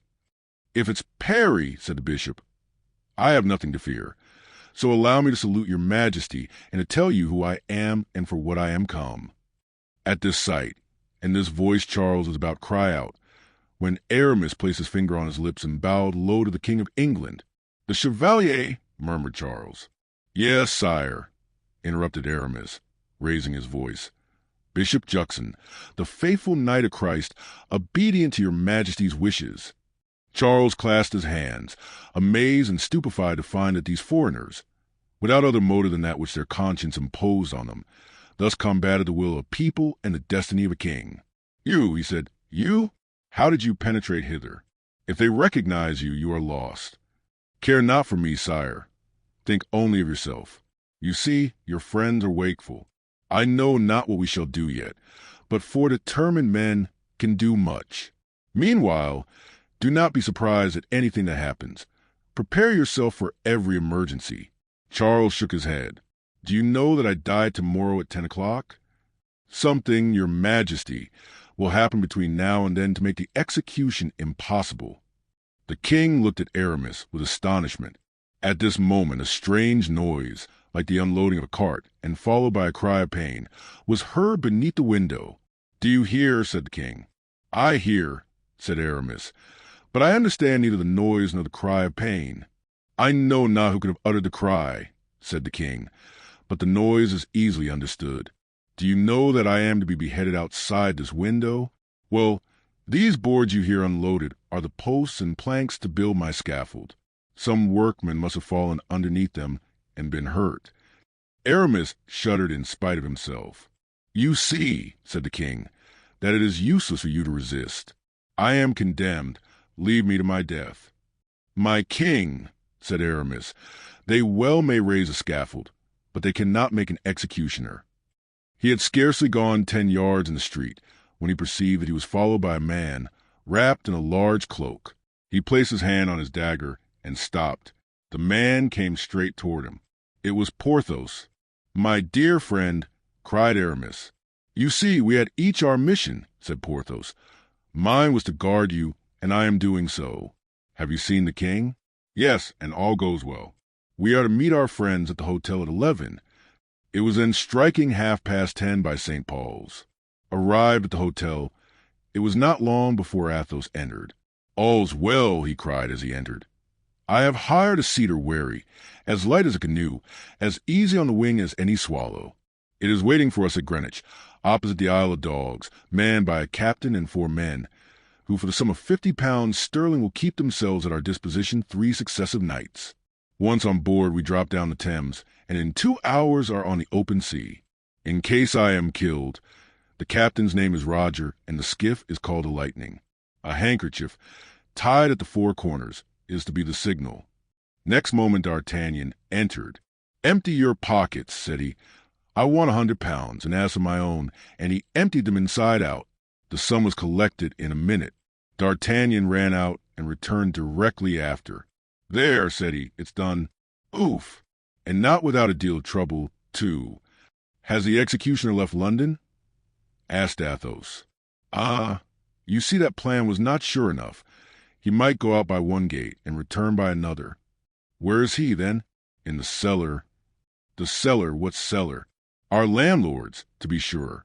Mousqueton is propped against the door, and here's the key." "Bravo," said Aramis. "How did you manage it?" "Like everything else, with money, but it cost me dear." "How much?" asked Athos. £500. "And where did you get so much money?" said Athos. "Had you, then, that sum?" "The Queen's famous diamond," answered D'Artagnan with a sigh. "Ah, true," said Aramis. "I recognize it on your finger." "You bought it back, then, from Monsieur de Essarts?" asked Porthos. "Yes, but it was fated that I should not keep it." "So, then, we are all right as regards the executioner," said Athos. "But unfortunately every executioner has his assistant, his man, or whatever you call him. And this one had his," said D'Artagnan. "But, as good luck would have it, just as I thought I should have 2 affairs to manage, our friend was brought home with a broken leg. In the excess of his zeal, he had accompanied the cart containing the scaffolding as far as the king's window, and one of the crossbeams fell on his leg and broke it." "Ah!" cried Aramis. "That accounts for the cry I heard." "Probably," said D'Artagnan. "But as he is a thoughtful young man, he promised to send 4 expert workmen in his place to help those already at the scaffold, and wrote the moment he was brought home to Master Tom Lowe, an assistant carpenter and friend of his, to go down to Whitehall with 3 of his friends. Here's the letter he sent by a messenger for 6 pence, who sold it to me for a guinea." "And what on earth are you going to do with it?" asked Athos. "Can't you guess, my dear Athos? You, who speak English like John Bull himself, are Master Tom Lowe. We, your 3 companions. Do you understand it now?" Athos uttered a cry of joy and admiration, ran to a closet, and drew forth workmen's clothes, which the 4 friends immediately put on. They then left the hotel, Athos carrying a saw, Porthos a vice, Aramis an axe, and D'Artagnan a hammer and some nails. The letter from the executioner's assistant satisfied the master carpenter that those were the men he expected. Chapter 65. The Workmen. Toward midnight Charles heard a great noise beneath his window. It arose from blows of hammer and hatchet, clinking of pincers and cranching of saws. Lying dressed upon his bed, the noise awoke him with a start and found a gloomy echo in his heart. He could not endure it, and sent Parry to ask the sentinel to beg the workmen to strike more gently and not disturb the last slumber of one who had been their king. The sentinel was unwilling to leave his post, but allowed Parry to pass. Arriving at the window, Parry found an unfinished scaffold, over which they were nailing a covering of black serge, raised at a height of 20 feet, so as to be on a level with the window. It had 2 lower stories. Parry, odious as was this sight to him, saw for those among some 8 or 10 workmen who were making the most noise, and fixed on 2 men who were loosening the last hooks of the iron balcony. "My friends," said Parry, mounting the scaffold and standing beside them, "would you work a little more quietly? The king wishes to get asleep." One of the 2, who was standing up, was of gigantic size and was driving a pick with all his might into the wall, whilst the other, kneeling beside him, was collecting the pieces of stone. The face of the first was lost to Parry in the darkness, but as the second turned around and placed his finger on his lips, Parry started back in amazement. Very well," said the workman aloud in excellent English. "Tell the king that if he sleeps badly tonight, he will sleep better tomorrow night."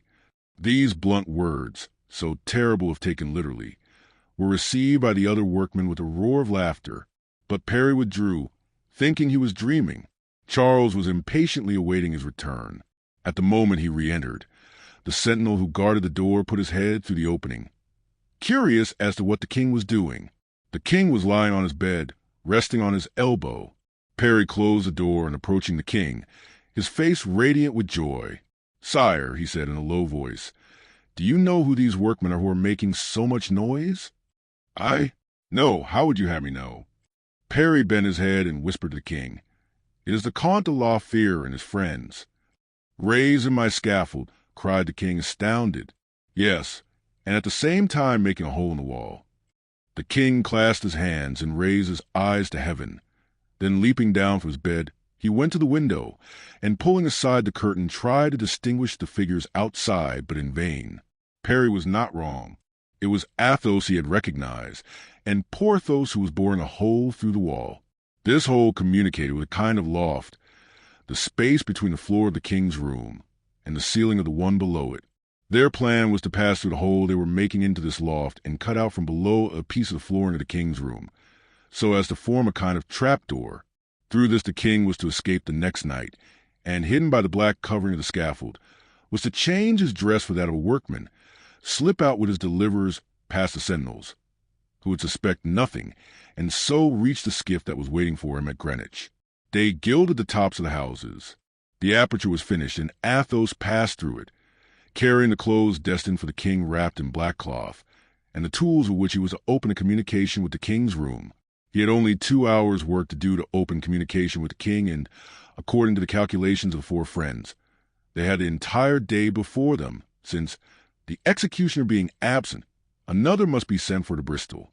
D'Artagnan returned to change his workman's clothes for his chestnut-colored suit, and Porthos to put on his red doublet. As for Aramis, he went off to the bishop's palace to see if he could possibly pass in with Juxon to the king's presence.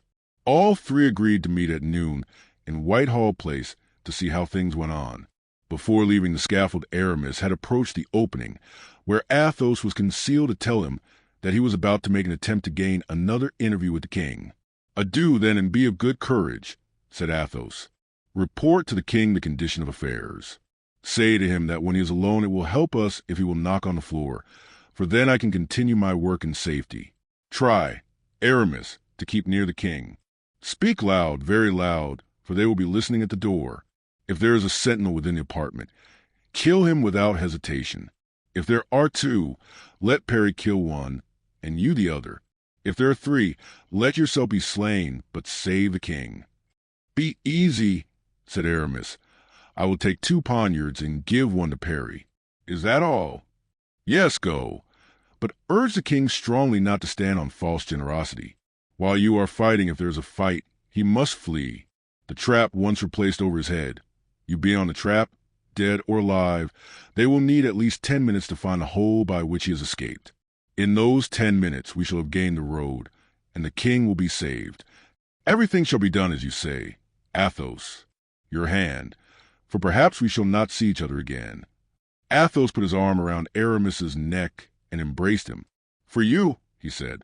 "Now if I die, say to D'Artagnan that I love him as a son, and embrace him for me. Embrace also our good and brave Porthos." "Adieu." "Adieu," said Aramis. "I am as sure now that the king will be saved as I am sure that I clasp the most loyal hand in the world." Aramis parted from Athos, went down from the scaffold in his turn, and took his way to the hotel, whistling the air of a song in praise of Cromwell. He found the other 2 friends sitting at table before a good fire, drinking a bottle of port and devouring a cold chicken. Porthos was cursing the infamous parliamentarians. D'Artagnan ate in silence, revolving in his mind the most audacious plans. Aramis related what had been agreed upon. D'Artagnan approved with a movement of the head, and Porthos with his voice. "Bravo," he said. "Besides, we shall be there at the time of the flight. What with D'Artagnan, Grimaud, and Mousqueton, we can manage to dispatch 8 of them. I say nothing about Blaisois, for he is only fit to hold the horses. 2 minutes a man makes 4 minutes. Musketeer will lose another, that's 5. In 5 minutes we shall have galloped a quarter of a league. Aramis swallowed a hasty mouthful, gulped a glass of wine, and changed his clothes. "Now," said he, "I'm off to the bishop's. Take care of the executioner, D'Artagnan." "All right." Grimaud has relieved Musketeer and has his foot on the cellar door. "Well, don't be inactive." "Inactive, my dear fellow. Ask Porthos. I pass my life upon my legs." Aramis again presented himself at the bishop's. Juxon consented the more readily to take him with him, as he would require an assistant priest in case the king should wish to communicate. Dressed as Aramis had been the night before, the bishop got into his carriage, and the former, more disguised by his pallor and sad countenance than his deacon's dress, got in by his side. The carriage stopped at the door of the palace. It was about 9 o'clock in the morning. Nothing was changed. The ante-rooms were still full of soldiers, the passages still lined by guards. The king was already sanguine, but when he perceived Aramis, his hope turned to joy. He embraced Juxon and pressed the hand of Aramis. The bishop affected to speak in a loud voice, before every one, of their previous interview. The king replied that the words spoken in that interview had borne their fruit, and that he desired another under the same conditions. Juxon turned to those present and begged them to leave him and his assistant alone with the king. Everyone withdrew. As soon as the door was closed, "Sire," said Aramis, speaking rapidly, "you are saved. The London executioner has vanished. His assistant broke his leg last night beneath your Majesty's window. The cry we heard was his, and there is no executioner nearer at hand in Bristol." "But the Comte de la Fere?" asked the king. "2 feet below you. Take the poker from the fireplace and strike 3 times on the floor. He will answer you." The king did so, and the moment after, 3 muffled knocks, answering the given signal, sounded beneath the floor. "So," said Charles, "he who knocks down there—" "Is the Comte de la Fere, sire," said Aramis. "He is preparing a way for your Majesty to escape. Parry, for his part, will raise a slab of marble, and a passage will be opened."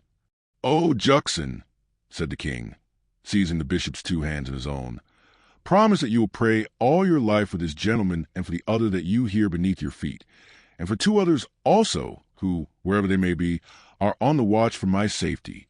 "Sire," replied Juxon, "you shall be obeyed." Meanwhile, the miner underneath was heard working away incessantly, when suddenly an unexpected noise resounded in the passage. Aramis seized the poker and gave the signal to stop. The noise came nearer and nearer. It was that of a number of men steadily approaching. The 4 men stood motionless. All eyes were fixed on the door, which opened slowly and with a kind of solemnity. A parliamentary officer, clothed in black and with a gravity that augured ill, entered, bowed to the king, and unfolding a parchment, read the sentence, as is usually done to criminals before their execution. "What is this?" said Aramis to Juxon. Juxon replied with a sign, which meant that he knew no more than Aramis about it. "Then it is for today?" asked the king.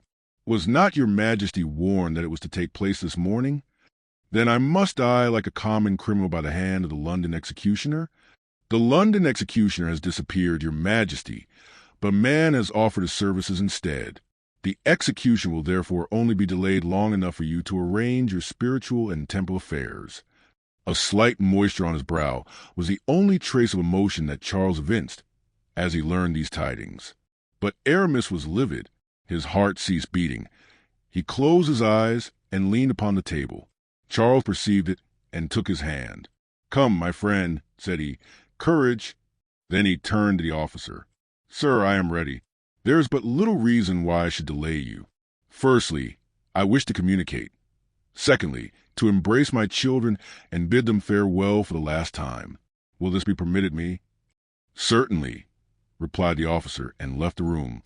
Aramis dug his nails into his flesh and groaned aloud.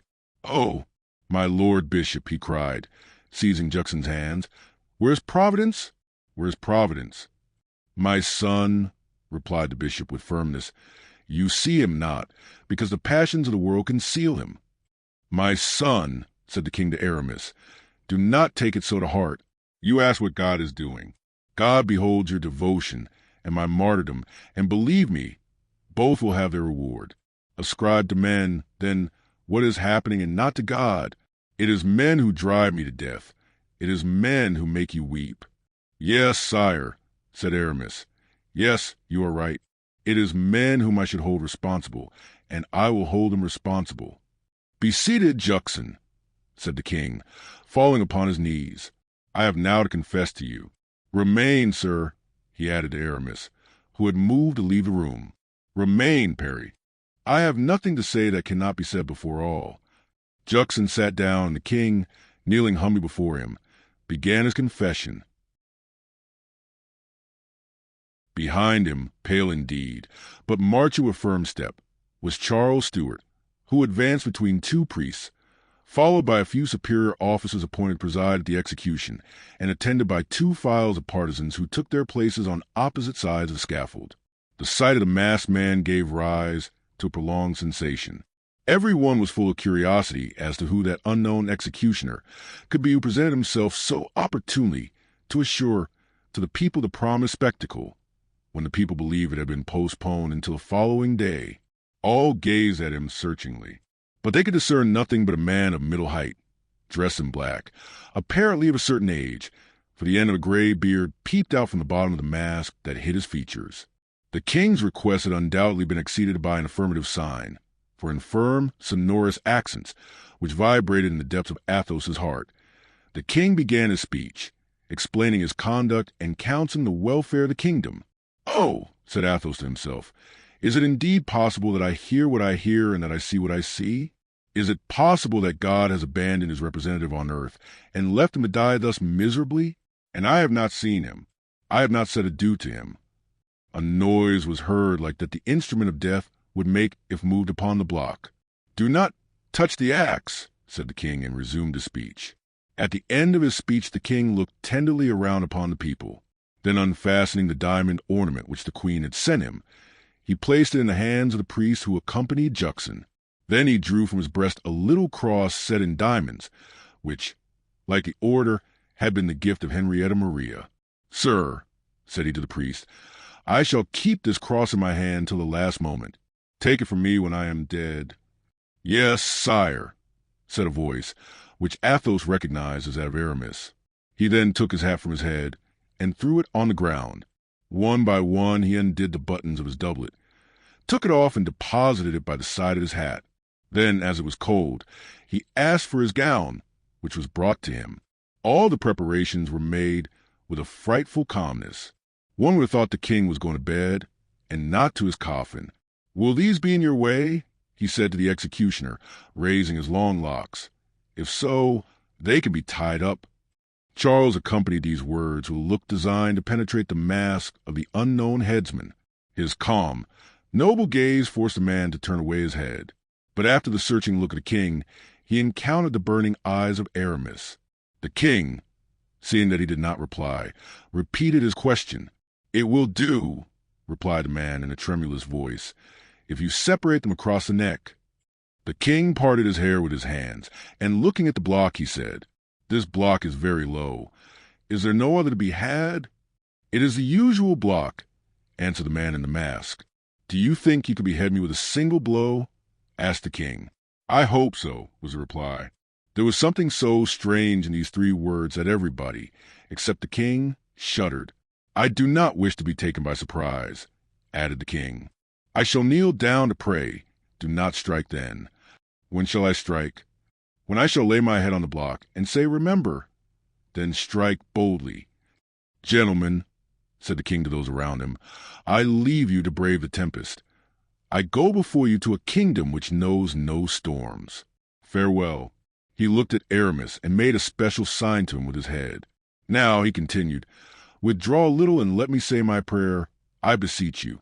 "You also stand aside," he said to the masked man.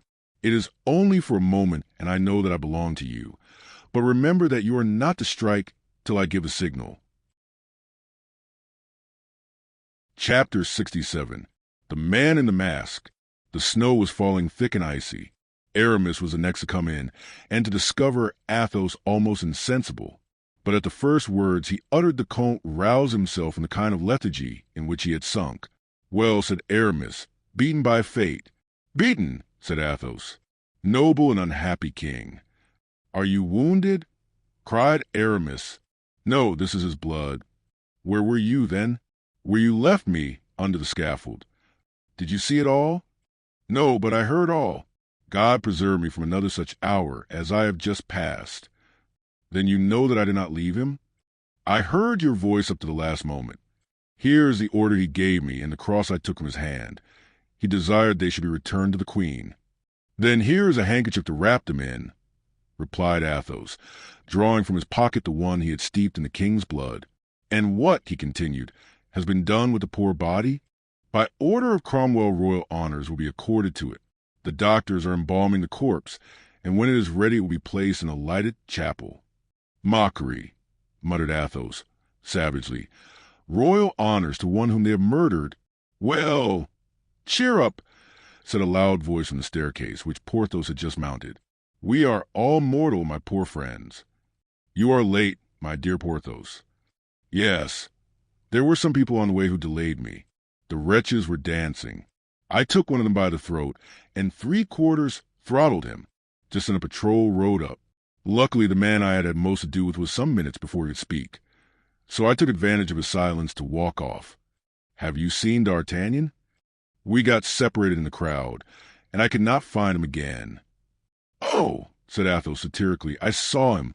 He was in the front row of the crowd, admirably placed for seeing, and as on the whole the sight was curious, he probably wished to stay to the end. Ah, Comte de la Fere, said a calm voice, though hoarse with running, is it your habit to calumniate the absent?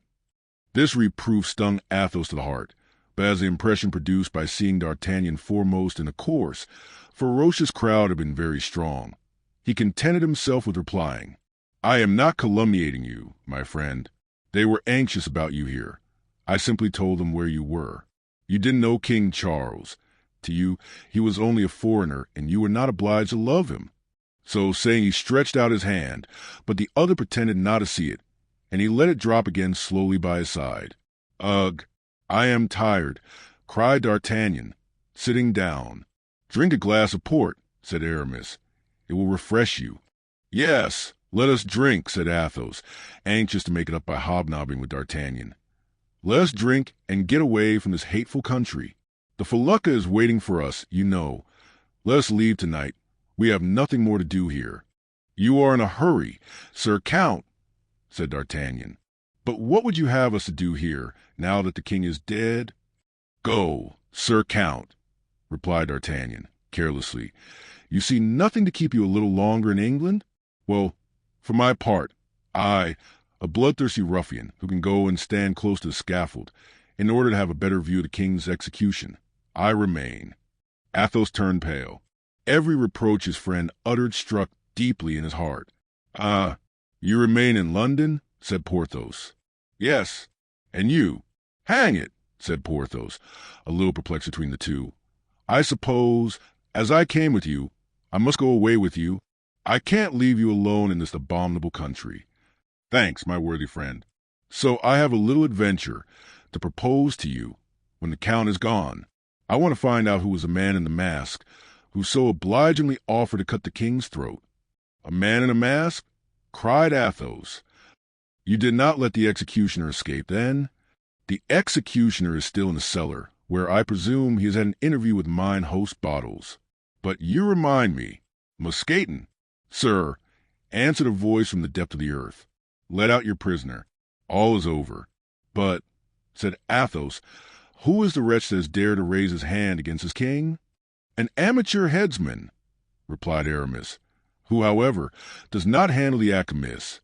Did you not see his face? Asked Athos. He wore a mask. But you, Aramis, who were close to him? I could see nothing but a gray beard under the fringe of the mask. Then it must be a man of a certain age. Oh, said D'Artagnan, that matters little. When one puts on a mask, it is not difficult to wear a beard under it. I am sorry I did not follow him, said Porthos. Well, my dear Porthos, said D'Artagnan, that's the very thing that came into my head to do. Athos understood all now. Pardon me, D'Artagnan, he said. I have distrusted God. I could the more easily distrust you. Pardon me, my friend. We will see about that presently. said D'Artagnan with a slight smile. Well then, said Aramis. Well, while I was watching, not the king, as Monsieur le Comte thinks. For I know what it is to see a man led to death, and though I ought to be accustomed to the sight, it always makes me ill. While I was watching the masked executioner, the idea came to me, as I said, to find out who he was. Now, as we are wont to complete ourselves each by all the rest and to depend on one another for assistance, as one calls his other hand to aid the first, I looked around instinctively to see if Porthos was there. For I had seen you, Aramis, with the king, and you, Count, I knew would be under the scaffold. And for that reason I forgive you, he added, offering Athos his hand, for you must have suffered much. I was looking around for Porthos when I saw near me a head which had been broken, but which, for better or worse, had been patched with plaster and with black silk. Humph! Thought I, that looks like my handiwork. I fancy I must have mended that skull somewhere or other. And, in fact, it was that unfortunate Scotchman, Perry's brother, you know, on whom Groslow amused himself by trying his strength. Well, this man was making signs to another at my left, and turning around I recognized the honest Grimaud. Oh, said I to him. Grimaud turned round with a jerk, recognized me, and pointed to the man in the mask. Eh, said he, which meant, do you see him? Parbleu. I answered, and we perfectly understood one another. Well, everything was finished, as you know. The mob dispersed. I made a sign to Grimaud and the Scotchman, and we all three retired into a corner of the square. I saw the executioner return into the king's room, change his clothes, put on a black hat and a large cloak, and disappear. 5 minutes later, he came down the grand staircase. You followed him? Cried Athos.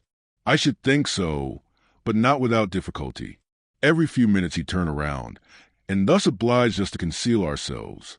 I might have gone up to him and killed him, but I am not selfish, and I thought it might console you all a little to have a share in the matter. So we followed him through the lowest streets in the city, and in half an hour's time he stopped before a little isolated house. Grimaud drew out a pistol. Eh, said he, showing it. I held back his arm. The man in the mask stopped before a low door and drew out a key, but before he placed it in the lock, he turned around to see if he was being followed. Grimaud and I got behind a tree, and the Scotchman, having nowhere to hide himself, threw himself on his face in the road. Next moment the door opened, and the man disappeared. The scoundrel, said Aramis. While you have been returning hither, he will have escaped, and we shall never find him. Come, now, Aramis, said D'Artagnan, you must be taking me for someone else. Nevertheless, said Athos, in your absence. Well, in my absence, haven't I put in my place Grimaud and the Scotchman? Before he had taken 10 steps beyond the door, I had examined the house on all sides. At one of the doors, that by which he had entered, I placed our Scotchman, making a sign to him to follow the man wherever he might go, if he came out again. Then going around the house, I placed Grimaud at the other exit. And here I am. Our game is beaten up. Now for the tally-ho. Athos threw himself into D'Artagnan's arms. Friend, he said, you've been too good in pardoning me. I was wrong, 100 times wrong. I ought to have known you better by this time. But we are all possessed of a malignant spirit, which bids us doubt. Humph, said Porthos. Don't you think the executioner might be Master Cromwell, who, to make sure of this affair, undertook it himself? Ah, just so. Cromwell is stout and short, and this man thin and lanky, rather tall than otherwise. Some condemned soldier, perhaps, suggested Athos, whom they have pardoned at the price of regicide. No, no, continued D'Artagnan. It was not the measured step of a foot soldier, nor was it the gait of a horseman. If I am not mistaken, we have to do with a gentleman.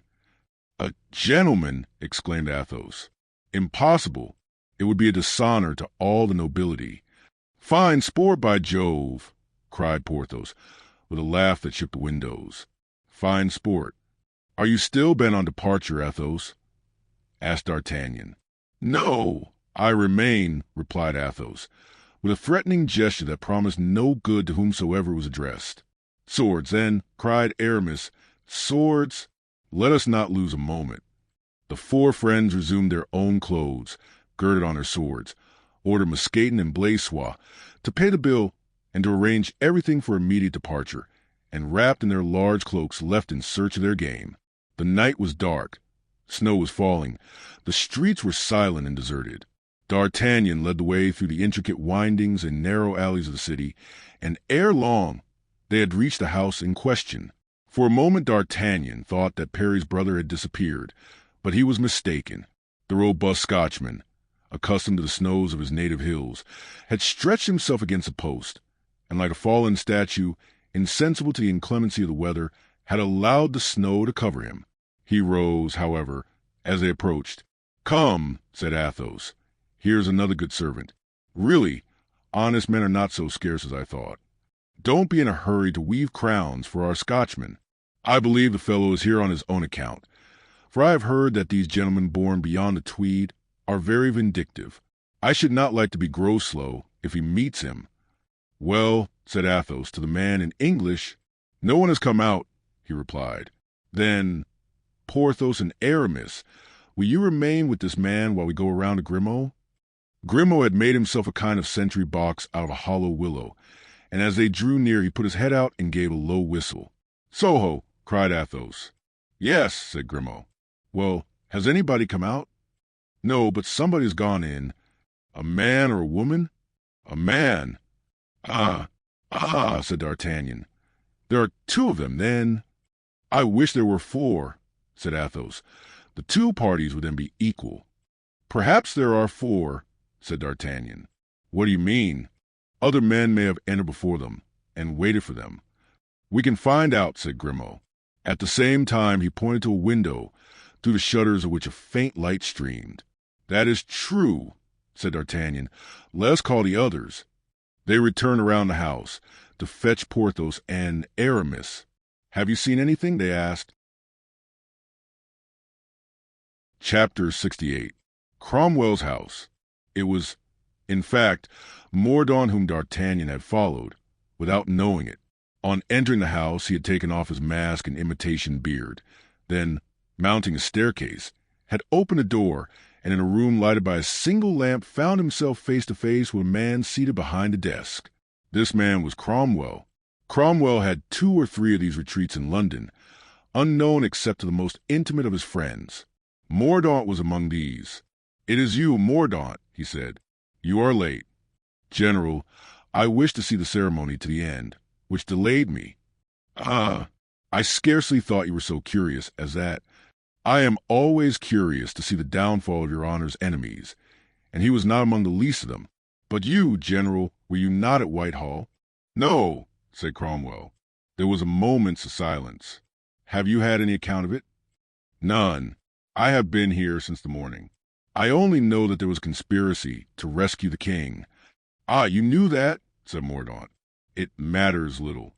For men, disguised as workmen, were to get the king out of prison and take him to Greenwich, where a vessel was waiting.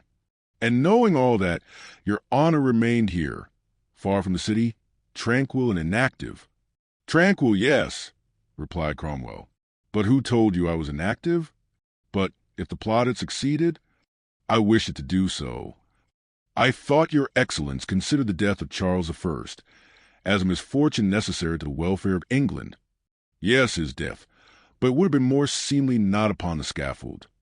"Why so?" asked Mordaunt. Cromwell smiled. "Because it could have been said that I had had him condemned for the sake of justice and had let him escape out of pity." "But if he had escaped?" "Impossible.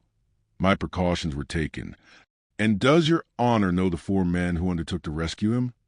"The 4 Frenchmen, of whom 2 were sent by the Queen to her husband and 2 by Mazarin to me." "And do you think Mazarin commissioned them to act as they have done?" "It is possible, but he will not avow it." "How so?" "Because they failed. Your honor gave me 2 of these Frenchmen when they were only guilty of fighting for Charles I. Now that they are guilty of conspiracy against England, will your honor give me all 4 of them?" "Take them," said Cromwell. Mordaunt bowed with a smile of triumphant ferocity. "Did the people shout at all?" Cromwell asked. "Very little, except 'Long live Cromwell.'" "Where were you placed?" Mordaunt tried for a moment to read in the general's face if this was simply a useless question, or whether he knew everything. But his piercing eyes could by no means penetrate the somber depths of Cromwell's. I was so situated as to hear and see everything, he answered. It was now Cromwell's turn to look fixedly at Mordaunt, and Mordaunt to make himself impenetrable. It appears, said Cromwell, that this improvised executioner did his duty remarkably well. The blow, so they tell me at least, was struck with a master's hand. Mordaunt remembered that Cromwell had told him he had had no detailed account, and he was now quite convinced that the general had been present at the execution, hidden behind some screen or curtain. In fact, said Mordaunt, with a calm voice and a movable countenance, a single blow sufficed. Perhaps it was someone in that occupation, said Cromwell. Do you think so, sir? He did not look like an executioner. And who else save an executioner would have wished to fill that horrible office? But, said Mordaunt, it might have been some personal enemy of the king who had made a vow of vengeance and accomplished it in this way. Perhaps it was some man of rank who had grave reasons for hating the fallen king, and who, learning that the king was about to flee and escape him, threw himself in the way, with a mask on his face and an axe in his hand, not as substitute for the executioner, but as an ambassador of fate, possibly. And if that were the case, would your honor condemn his action? It is not for me to judge. It rests between his conscience and his God. But if your honor knew this man, I neither know nor wish to know him. Provided Charles is dead, it is the axe, not the man, we must thank. And yet, without the man, the king would have been rescued. Cromwell smiled. They would have carried him to Greenwich, he said, and put him on board a felucca with 5 barrels of powder in the hold. Once out to sea, you are too good a politician not to understand the rest, Mordaunt. Yes, they would have all been blown up. Just so, the explosion would have done what the axe had failed to do. Men would have said that the king had escaped human justice and been overtaken by gods. You see now why I did not care to know your gentleman in the mask. For really, in spite of his excellent intentions, I could not thank him for what he has done. Mordaunt bowed humbly. Sir, he said, you are a profound thinker, and your plan was sublime. Say absurd, since it has become useless. The only sublime ideas in politics are those which bear fruit. So tonight, Mordaunt, go to Greenwich and ask for the captain of the felucca Lightning. Show him a white handkerchief knotted at the 4 corners and tell the crew to disembark and carry the powder back to the arsenal, unless, indeed. Unless, said Mordaunt, whose face was lighted by a savage joy as Cromwell spoke, this skiff might be of use to you for personal projects. Oh, my lord, my lord! That title, said Cromwell, laughing, is all very well here, but take care a word like that does not escape your lips in public. But your honor will soon be called so generally. I hope so, at least, said Cromwell, rising and putting on his cloak. You are going, sir? Yes, said Cromwell. I slept here last night and the night before, and you know it is not my custom to sleep 3 times in the same bed. Then, said Mordaunt, your honor gives me my liberty for tonight, and even for all day tomorrow, if you want it. Since last evening, he added, smiling, you have done enough in my service, and if you have any personal matters to settle, it is just that I should give you time. Thank you, sir. It will be well employed, I hope. Cromwell turned as he was going. Are you armed? He asked. I have my sword. And no one waiting for you outside? No. Then you had better come with me. Thank you, sir, but the way by the subterranean passage would take too much time, and I have none to lose. Cromwell placed his hand on a hidden handle and opened a door so well concealed by the tapestry that the most practiced eye could not have discovered it. It closed after him with a spring. This door communicated with a subterranean passage, leading under the street to a grotto in the garden of a house about 100 yards from that of the future protector. It was just before this that Grimaud had perceived the 2 men seated together. D'Artagnan was the first to recover from his surprise. Mordaunt, he cried. Ah, by heaven, it is God himself who sent us here. Yes, said Porthos. Let us break the door in and fall upon him. No, replied D'Artagnan. No noise. Now, Grimaud, you come here. Climb up to the window again and tell us if Mordaunt is alone and whether he is preparing to go out or go to bed. If he comes out, we shall catch him. If he stays, then we will break in the window. It is easier and less noisy than the door. Grimaud began to scale the wall again. "Keep guard at the other door, Athos and Aramis. Porthos and I will stay here." The friends obeyed.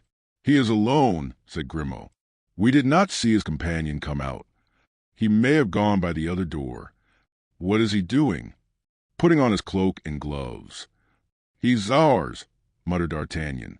Porthos mechanically drew his dagger from the scabbard. "Put up again, my friend," said D'Artagnan. "We must proceed in an orderly manner." "Hush!" said Grimaud. "He is coming out. He has put out the lamp. I can see nothing now." "Get down, then, and quickly." Grimaud leaped down. The snow deadened the noise of his fall. "Now go and tell Athos and Aramis to stand on each side of the door and clap their hands if they catch him. We will do the same."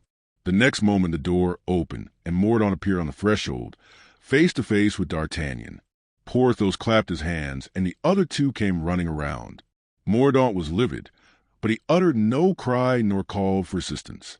D'Artagnan quietly pushed him in again, and by the light of a lamp on the staircase made him ascend the steps backward one by one, keeping his eyes all the time on Mordaunt's hands, who, however, knowing that it was useless, attempted no resistance.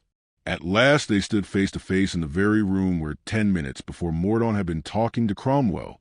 Porthos came up behind, and unhooking the lamp on the staircase, relit that in the room. Athos and Aramis entered last and locked the door behind them. "Oblige me by taking a seat," said D'Artagnan, pushing a chair toward Mordaunt, who sat down, pale but calm. Aramis, Porthos, and D'Artagnan drew their chairs near him. Athos alone kept away and sat in the furthest corner of the room, as if determined to be merely a spectator of the proceedings.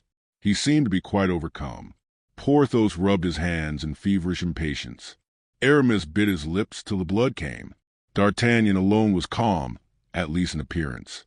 "Monsieur Mordaunt," he said, "since, after running after one another so long, chance has at last brought us together, let us have a little conversation, if you please."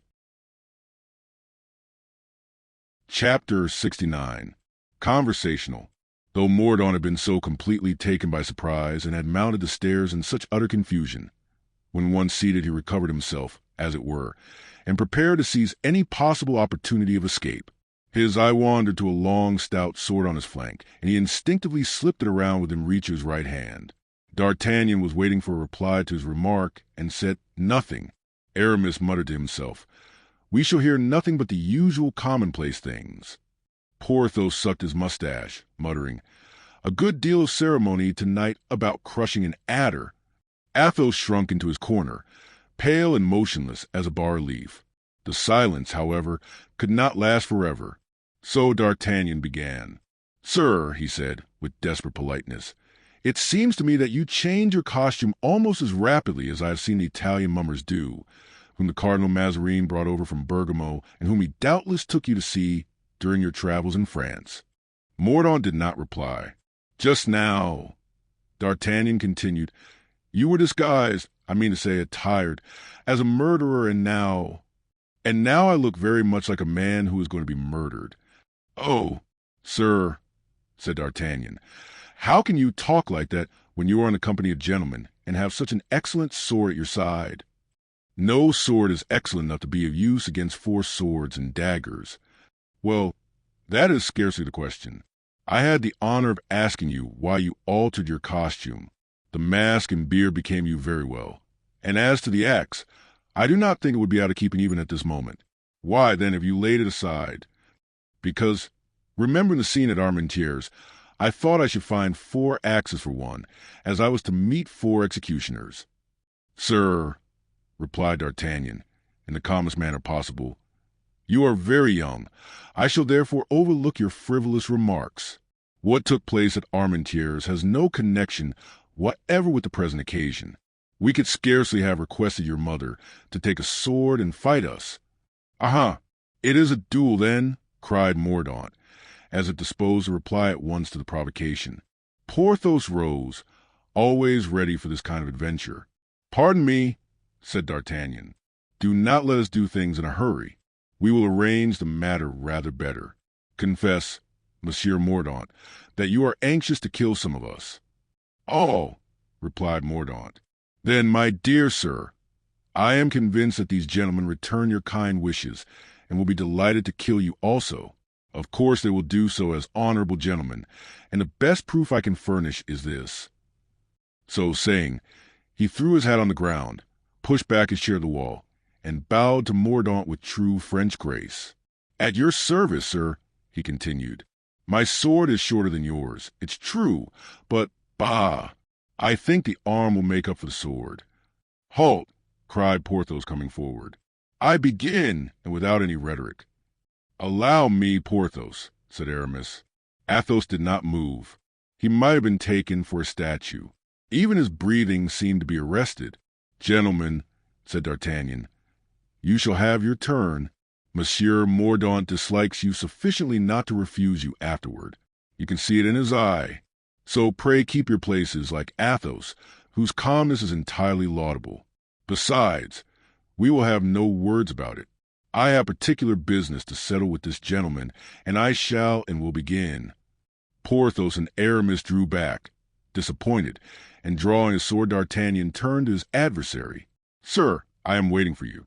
And for my part, gentlemen, I admire you. You are disputing which shall fight me first, but you do not consult me who am most concerned in the matter. I hate you all, but not equally. I hope to kill all four of you, but I am more likely to kill the first than the second than the third, and the third than the last. I claim, then, the right to choose my opponent. If you refuse this right, you may kill me, but I shall not fight." "It is but fair," said Porthos and Aramis, hoping you would choose one of them. Athos and D'Artagnan said nothing, but their silence seemed to imply consent. "Well, then," said Mordaunt, "I choose for my adversary the man who, not thinking himself worthy to be called Count de la Fere, calls himself Athos." Athos sprang up, but after an instant of motionless silence he said, to the astonishment of his friends, "Monsieur Mordaunt, a duel between us is impossible. Submit this honor to somebody else." And he sat down. "Ah!" said Mordaunt with a sneer, "there's one who is afraid." "Zounds!" exclaimed D'Artagnan, bounding toward him. "Who says that Athos is afraid?" "Let him have his say, D'Artagnan," said Athos, with a smile of sadness and contempt. "Is it your decision, Athos?" resumed the Gascon. "Irrevocably." "You hear, sir," said D'Artagnan, turning to Mordaunt. "The Count de la Fere will not do the honor of fighting with you. Choose one of us to replace the Count de la Fere. As long as I don't fight with him, it is the same to me with whom I fight. Put your names into a hat and draw lots." "A good idea," said D'Artagnan. "At least that will conciliate us all," said Aramis.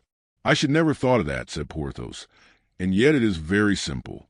"Come, Aramis," said D'Artagnan, "write this for us in those neat little characters in which you wrote to Marie Mitchin that the mother of this gentleman intended to assassinate the Duke of Buckingham." Mordaunt sustained this new attack without wincing. He stood with his arms folded, apparently as calm as any man could be in such circumstances. If he had not courage, he had what is very like it, namely, pride. Aramis went to Cromwell's desk, tore off 3 bits of paper of equal size, wrote on the first his own name and on the others those of his 2 companions, and presented them open to Mordaunt, who by a movement of his head indicated that he left the matter entirely to Aramis. He then rolled them separately and put them in a hat, which he handed to Mordaunt. Mordaunt put his hand into the hat, took out one of the 3 papers, and disdainfully dropped it on the table without reading it. "Ah, serpent," muttered D'Artagnan, "I would give my chance of a captaincy in the Musketeers for that to be my name." Aramis opened the paper, and in a voice trembling with hate and vengeance read D'Artagnan. The Gascon uttered a cry of joy, and turning to Mordaunt, "I hope, sir," said he, "you have no objection to make." "None whatever," replied the other, drawing his sword and resting the point on his boot. The moment that D'Artagnan saw that his wish was accomplished and his man would not escape him, he recovered his usual tranquillity. He turned up his cuffs neatly and rubbed the sole of his right boot on the floor, but did not fail, however, to remark that Mordaunt was looking about him in a singular manner. "Are you ready, sir?" he said at last. "I was waiting for you, sir," said Mordaunt, raising his head and casting at his opponent a look it would be impossible to describe. "Well, then," said the Gascon, "take care of yourself, for I am not a bad hand at the rapier. Nor I either. So much the better. That sets my mind at rest. Defend yourself. 1 minute, said the young man. Give me your word, gentlemen, that you will not attack me otherwise than one after the other. Is it to have the pleasure of insulting us that you say that, my little viper? No, but to set my mind at rest, as you observed just now. It is for something else than that, I imagine, muttered D'Artagnan, shaking his head doubtfully. On the honor of gentlemen, said Aramis and Porthos. In that case, gentlemen, have the kindness to retire into the corners, so as to give us ample room. We shall require it. Yes, gentlemen, said D'Artagnan, we must not leave this person the slightest pretext for behaving badly, which, with all due respect, I fancy he is anxious still to do. This new attack made no impression on Mordaunt. The space was cleared, the 2 lamps placed on Cromwell's desk, in order that the combatants might have as much light as possible, and the swords crossed. D'Artagnan was too good a swordsman to trifle with his opponent. He made a rapid and brilliant feint, which Mordaunt parried. Aha! He cried with a smile of satisfaction, and without losing a minute, thinking he saw an opening, he thrust his right in and forced Mordaunt to parry a counter and cart so fine that the point of the weapon might have turned within a wedding ring. This time it was Mordaunt who smiled. Ah, sir, said D'Artagnan, you have a wicked smile. It must have been the devil who taught it you, was it not? Mordaunt replied by trying his opponent's weapon with an amount of strength which the Gascon was astonished to find a form apparently so feeble, but thanks to a parry no less clever than that which Mordaunt had just achieved, he succeeded in meeting his sword, which slid along his own without touching his chest. Mordaunt rapidly sprang back a step. Ah, you lose ground, you are turning? Well, as you please. I even gained something by it, for I no longer see that wicked smile of yours. You have no idea what a false look you have, particularly when you are afraid. Look at my eyes, and you will see what no looking-glass has ever shown you, a frank and honorable countenance. To this flow of words, not perhaps in the best taste, but characteristic of D'Artagnan, whose principal object was to divert his opponent's attention, Mordaunt did not reply, but continuing to turn around, he succeeded in changing places with D'Artagnan. He smiled more and more sarcastically, and his smile began to make the Gascon anxious. Come, come, cried D'Artagnan, we must finish with this. And in his turn he pressed Mordaunt hard, who continued to lose ground, but evidently on purpose and without letting his sword leave the line for a moment. However, as they were fighting in a room and had not space to go on like that forever, Mordaunt's foot at last touched the wall, against which he rested his left hand. Ah! This time you cannot lose ground, my fine friend, exclaimed D'Artagnan. Gentlemen, did you ever see a scorpion pinned to a wall? No. Well, then you shall see it now. In a second D'Artagnan had made 3 terrible thrusts at Mordaunt, all which touched but only pricked him. The 3 friends looked on, panting and astonished. At last D'Artagnan, having got up too close, stepped back to prepare a 4th thrust, but the moment when, after a fine, quick feint, he was attacking as sharply as lightning, the wall seemed to give way. Mordaunt disappeared to the opening, and D'Artagnan's blade, caught between the panels, shivered like a sword of glass. D'Artagnan sprang back. The wall had closed again. Mordaunt, in fact, while defending himself, had maneuvered so as to reach the secret door by which Cromwell had left, had felt the knob with his left hand, pressed it, and disappeared. The Gascon uttered a furious imprecation, which was answered by a wild laugh on the other side of the iron panel. "Help me, gentlemen," cried D'Artagnan. "We must break in this door." "It is the devil in person," said Aramis, hastening forward. "He escapes us," growled Porthos, pushing his huge shoulder against the hinges, but in vain. "'Sblood, he escapes us." "So much the better," muttered Athos. "I thought as much," said D'Artagnan, wasting his strength in useless efforts. "Now," said Mordaunt, "are you not afraid that they will recognize you? There is no danger, dressed as I am in this pilot coat, on a night as dark as this. Besides, even you didn't recognize me. They will be much less likely to." "That is true," said Mordaunt, "and they will be far from thinking of you. Everything is ready, is it not?" "Yes." The cargo on board? Yes. 5 full casks. And 50 empty ones. Good. We are carrying port wine to Anvers. Excellent. Now take me aboard and return to your post, for they will soon be here. I am ready. It is important that none of your crew should see me. I have but one man on board, and I am as sure of him as I am of myself. Besides, he doesn't know you. Like his mates, he is ready to obey our orders, knowing nothing of our plan. Very well, let us go. They then went down to the Thames. A boat was fastened to the shore by a chain fixed to a stake. Groslow jumped in, followed by Mordaunt, and in 5 minutes they were quite away from that world of houses which then crowded the outskirts of London, and Mordaunt could discern the little vessel riding at anchor near the Isle of Dogs. When they reached the side of this felucca, Mordaunt, dexterous in his eagerness for vengeance, seized a rope and climbed at the side of the vessel with a coolness and agility very rare among landsmen. He went with Groslow to the captain's berth, a sort of temporary cabin of planks, for the chief apartment had been given up by Captain Rogers to the passengers, who were to be accommodated at the other end of the boat. They will have nothing to do, then, at this end, said Mordaunt. Nothing at all. That's a capital arrangement. Return to Greenwich and bring them here. I shall hide myself in your cabin. You have a long boat, that in which we came. It appeared light and well constructed. Quite a canoe. Fasten it to the poop with a rope. Put the oars into it, so that it may follow in the track, and there will be nothing to do except to cut the cord. Put a good supply of rum and biscuit in it for the seamen. Should the night happen to be stormy, they will not be sorry to find something to console themselves with. Consider all this done. Do you wish to see the powder room? No. When you return, I will set the fuse myself, but be careful to conceal your face, so that you cannot be recognized by them. Never fear. There's 10 o'clock striking at Greenwich.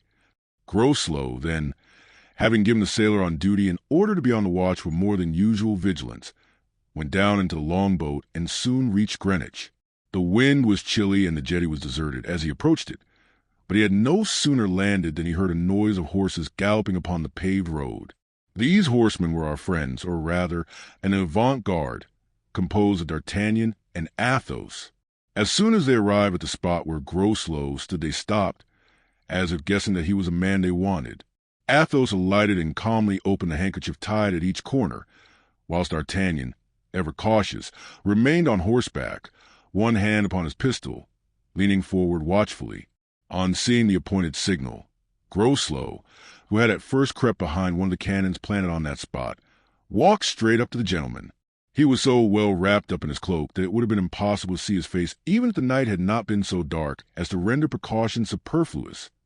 Nevertheless, the keen glance of Athos perceived at once it was not Rogers who stood before them. "What do you want with us?" he asked of Groslow. "I wish to inform you, my lord," replied Groslow with an Irish accent, feigned of course, "that if you are looking for Captain Rogers you will not find him. He fell down this morning and broke his leg. But I'm his cousin. He told me everything and desired me to watch instead of him, and in his place to conduct, wherever they wish to go, the gentleman who should bring me a handkerchief tied at each corner, like that one which you hold and one which I have in my pocket." And he drew out the handkerchief. "Was that all he said?" inquired Athos. "No, my lord. He said you had engaged to pay £70 if I landed you safe and sound at Boulogne or any other port you choose in France." "What do you think of all this?" said Athos, in a low tone to D'Artagnan, after explaining to him in French what the sailor had said in English. "It seems a likely story to me. And to me, too. Besides, we can but blow out his brains if he proves false," said the Gascon. "And you, Athos, you know something of everything and can be our captain. I dare say you know how to navigate. Should he fail us? My dear friend, you guess well. My father meant me for the Navy, and I have some vague notions about navigation." "You see," cried D'Artagnan. They then summoned their friends, who, with Blaisois, Mousqueton, and Grimaud, promptly joined them, leaving Perry behind them, who was to take back to London the horses of the gentlemen and of their lackeys, which had been sold to the host in settlement of their account with him. Thanks to this stroke of business, the four friends were able to take away with them a sum of money which, if not large, was sufficient as a provision against delays and accidents. Perry parted from his friends regretfully. They had proposed his going with him to France, but he had straightway declined. "It is very simple," Musketeer had said. "He is thinking of Groslow." It was Captain Groslow, the reader will remember, who had broken Perry's head. D'Artagnan resumed immediately the attitude of distrust that was habitual with him. He found the wharf too completely deserted, the night too dark, the captain too accommodating. He had reported to Aramis what had taken place, and Aramis, not less distrustful than he, had increased his suspicions. A slight click of the tongue against his teeth informed Athos of the Gascon's uneasiness.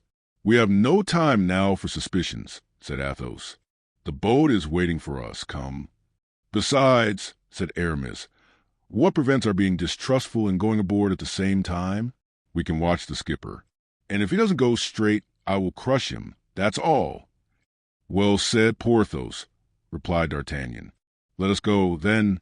You first, Mousqueton." And he stopped his friends, directing the valets to go first, in order to test the plank leading from the pier to the boat. The 3 valets passed without accident.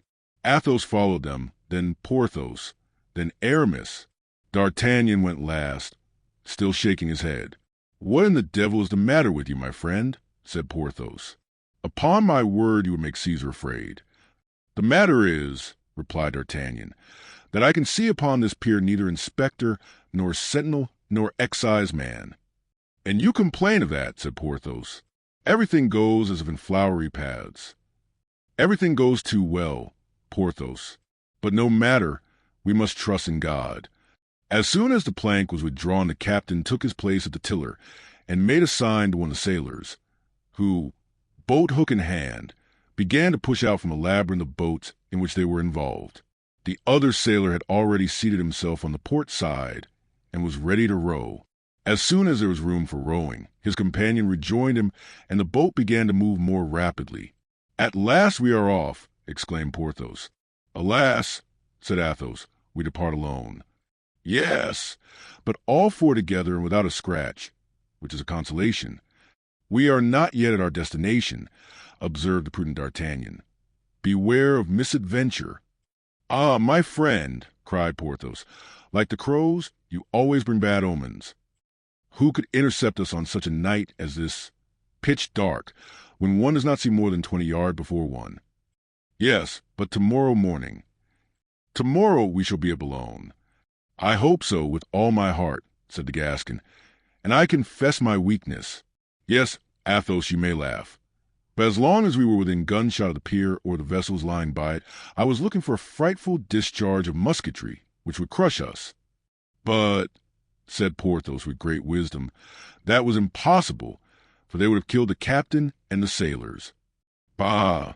Much Monsieur Mordaunt would care. You don't imagine he would consider a little thing like that."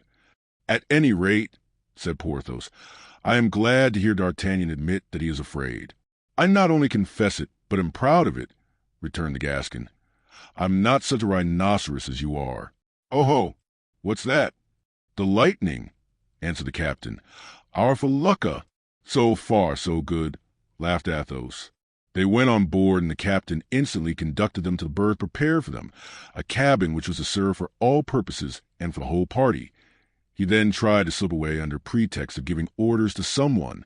"Stop a moment," cried D'Artagnan. "Pray, how many men have you on board, Captain?" "I don't understand," was the reply. "Explain it, Athos." Groslow, on the question being interpreted, answered, "3, without counting myself." D'Artagnan understood, for while replying the captain had raised 3 fingers. "Oh!" he exclaimed, "I begin to be more at my ease. However, whilst you settle yourselves, I shall make the round of the boat." "As for me," said Porthos, "I will see to the supper." "A very good idea, Porthos," said the Gascon.